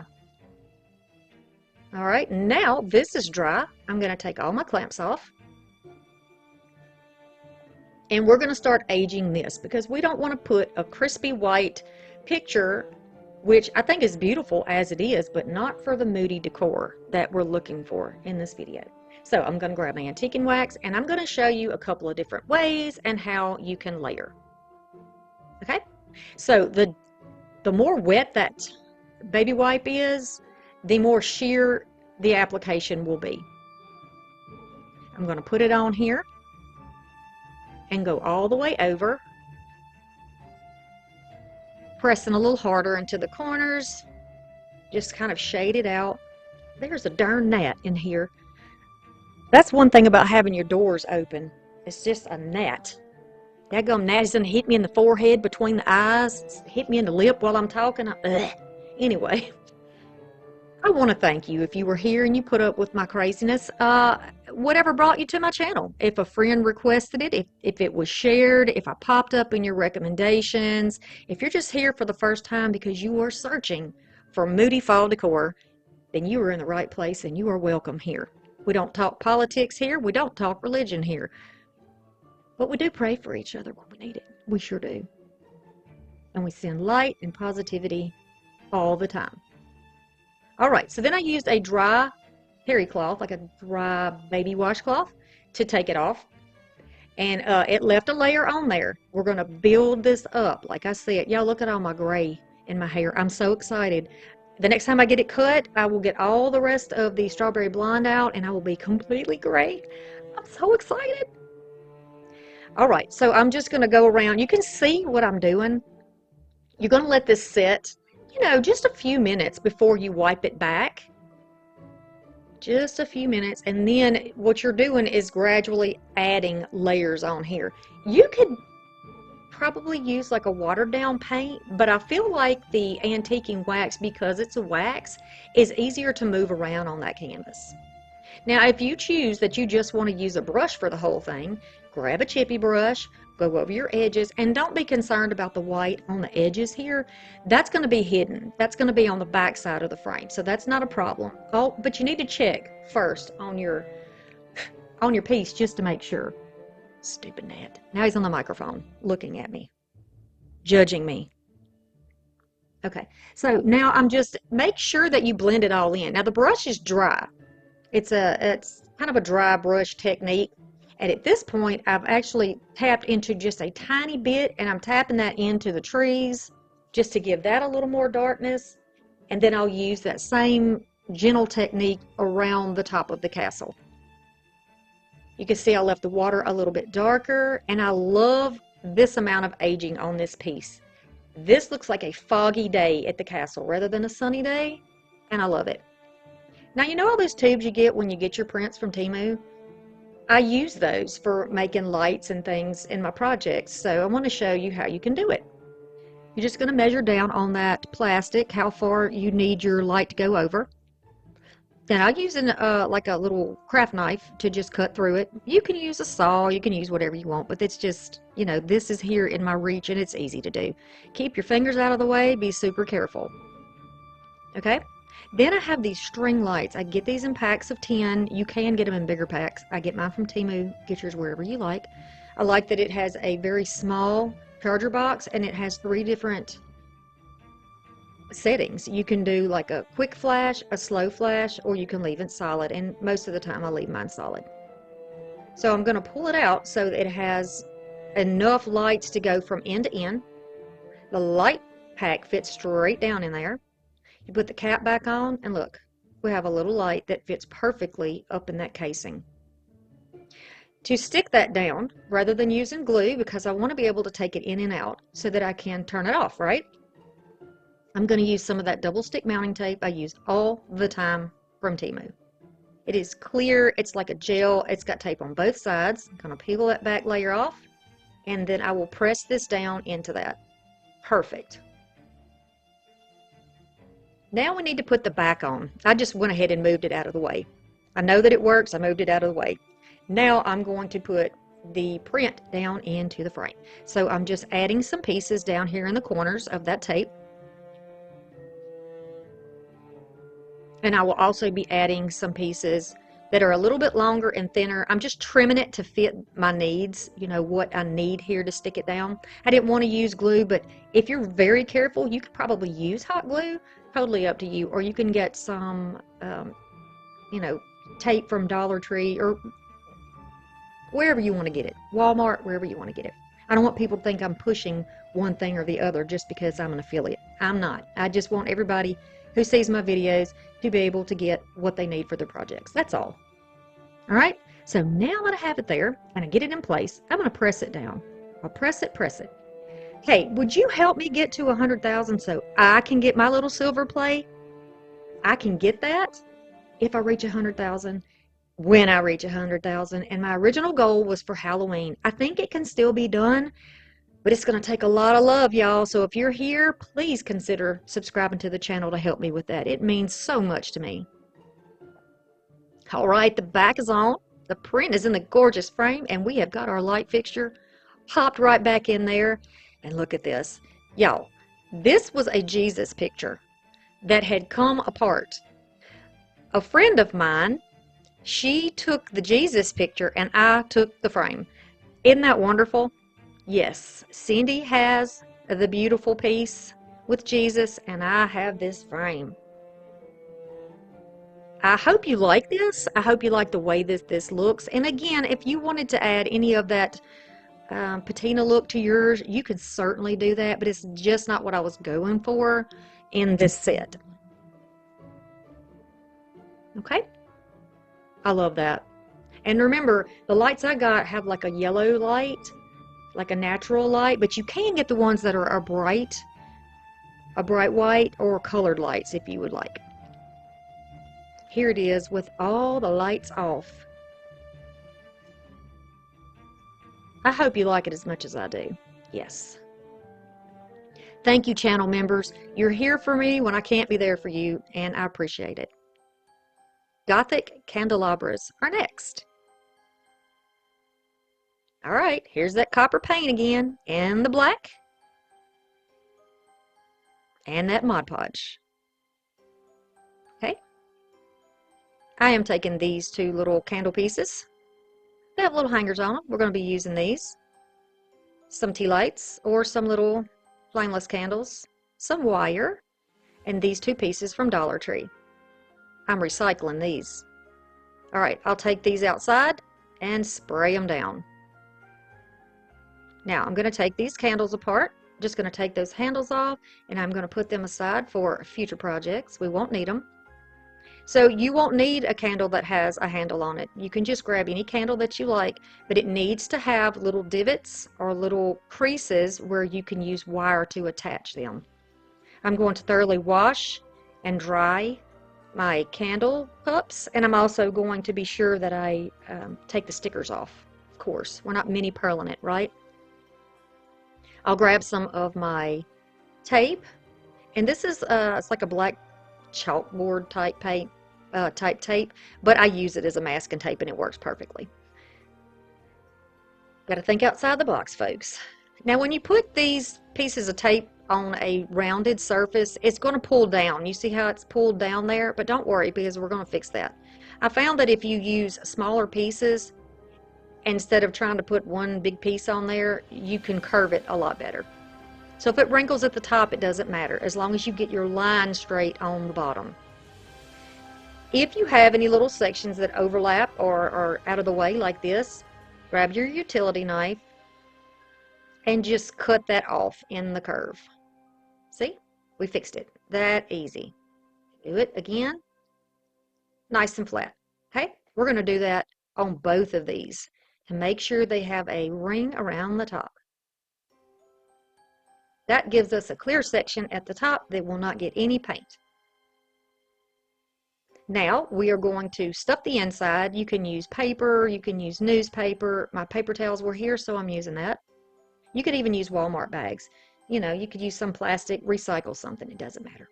Then I'm going to take a piece in the top, push it down, and then overhang the sides. I don't want that little lip getting any paint on it either.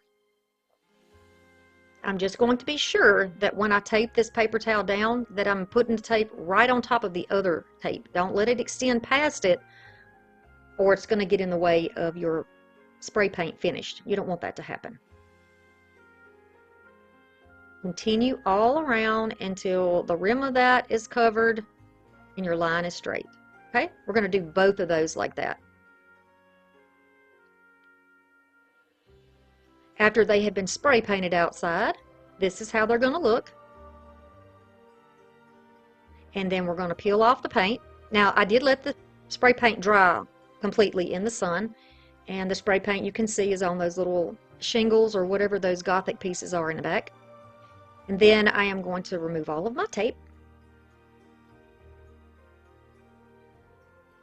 Pull that out, and this is what it's going to look like so far. You can see I'm just using my weeding tool and the little pieces that stuck on there. Now I have a nice crisp line, and I like the way that looks. There's both of those so far.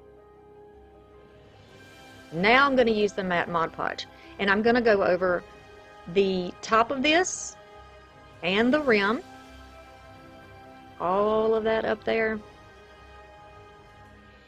And then I'm going to go all the way over the paint as well. And I'm going to continue in a circular motion all the way around the candle so that I don't leave any harsh marks or shadows or whatever in there. So I'm going to go with that curve all the way around and all the way over the bottom as well. Just like this. And I'm making sure that it's even all the way around, especially up there on the top where it has the clear glass. We're going to put that aside, let that dry, and I am going to start on these beautiful arches. So I am going in the middle with black, and I am kind of accentuating the shape there, flicking upward and outward from the center, and then I'll do the same thing on the sides. All the way around, because we are going to age these up just like we aged the other two pieces, and that's what's going to pull it all in together. The colors are similar and the technique that we use are similar. They're not exactly the same, but they're similar. Then I'm going to go on the crossbars and get those.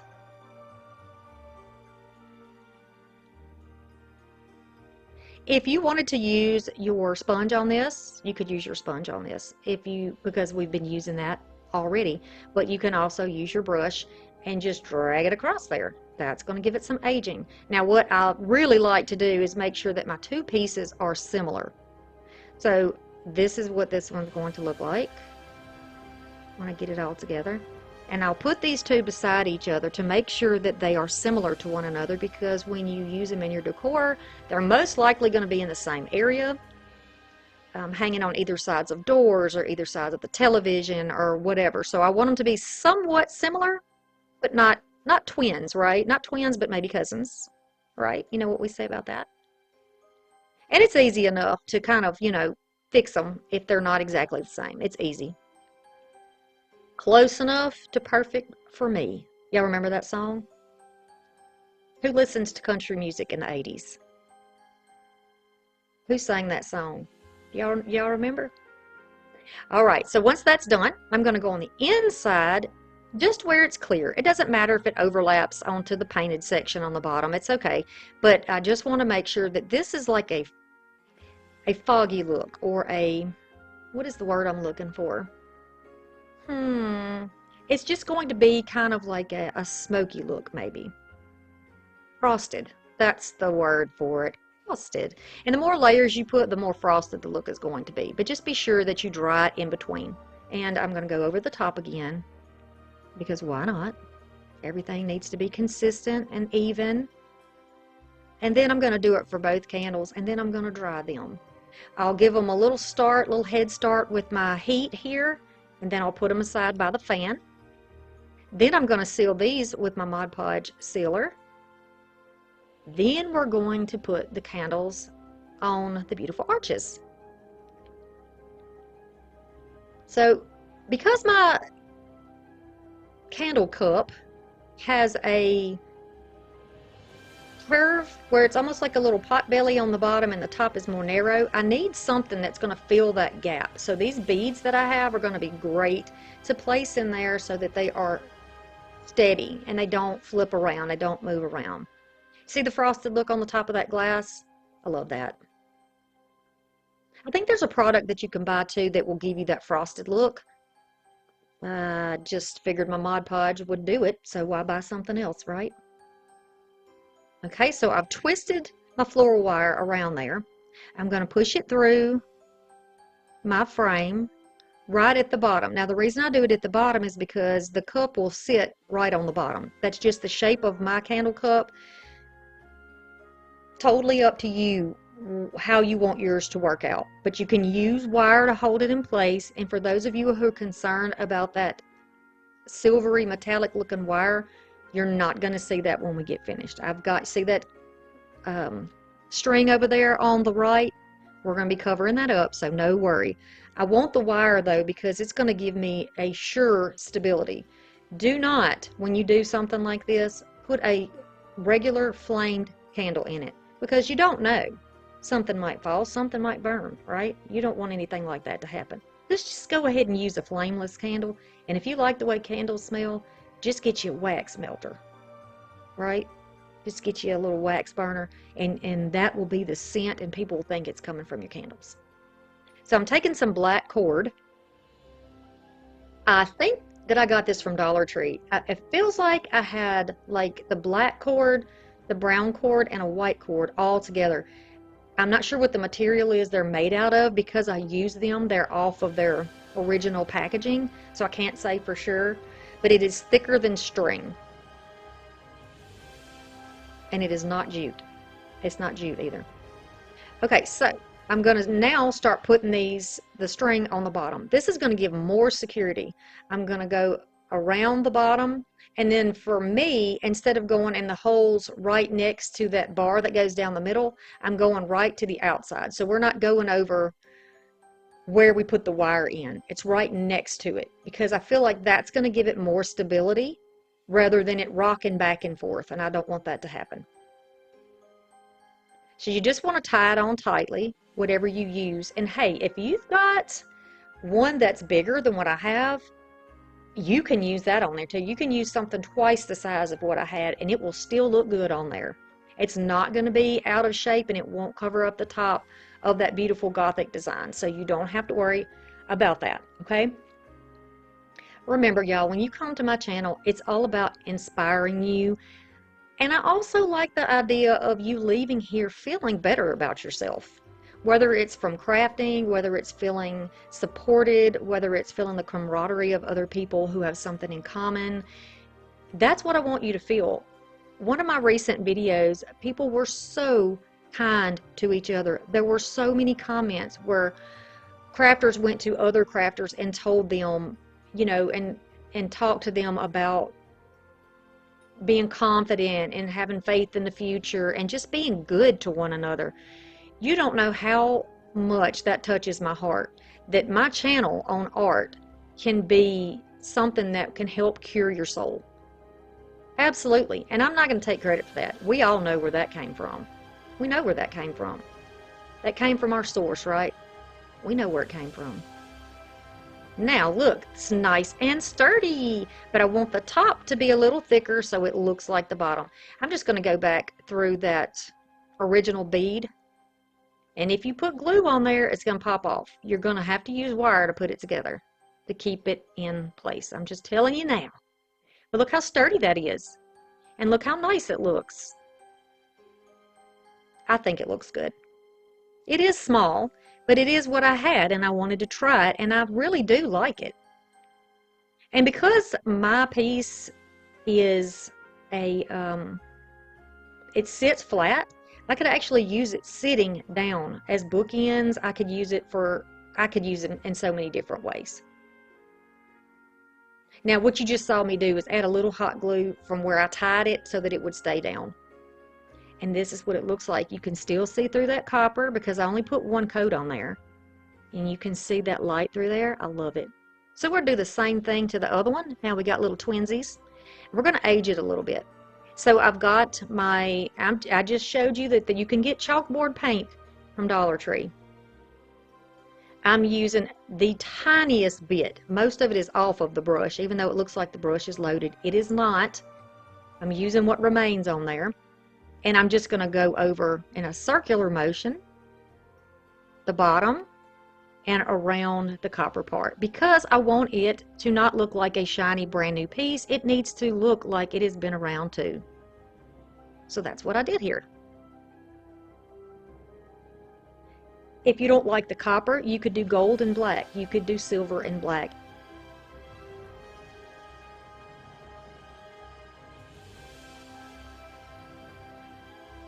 See, you can sit it. I have mine sitting down now because I don't have a place on my display area here to hang the two pieces, so they're just sitting. But you get the idea. And this is in the full light, still quite bright. And then we'll switch to half light. Still a lot of warmth and glow. You can still see the copper through the black on those little arches. And here it is in the dark. Still love that. Now we can't see our arches as well, but a taller candle cup and candle would really show that for you. But it's still going to make a beautiful display in the daytime, even when the candles are off. Thank you for being here today and for being for me every time a video post. You mean so much to me. I want to tell you that I love you. And check out this little rectangle right here for more. Thanks for stopping by, y'all. Bye.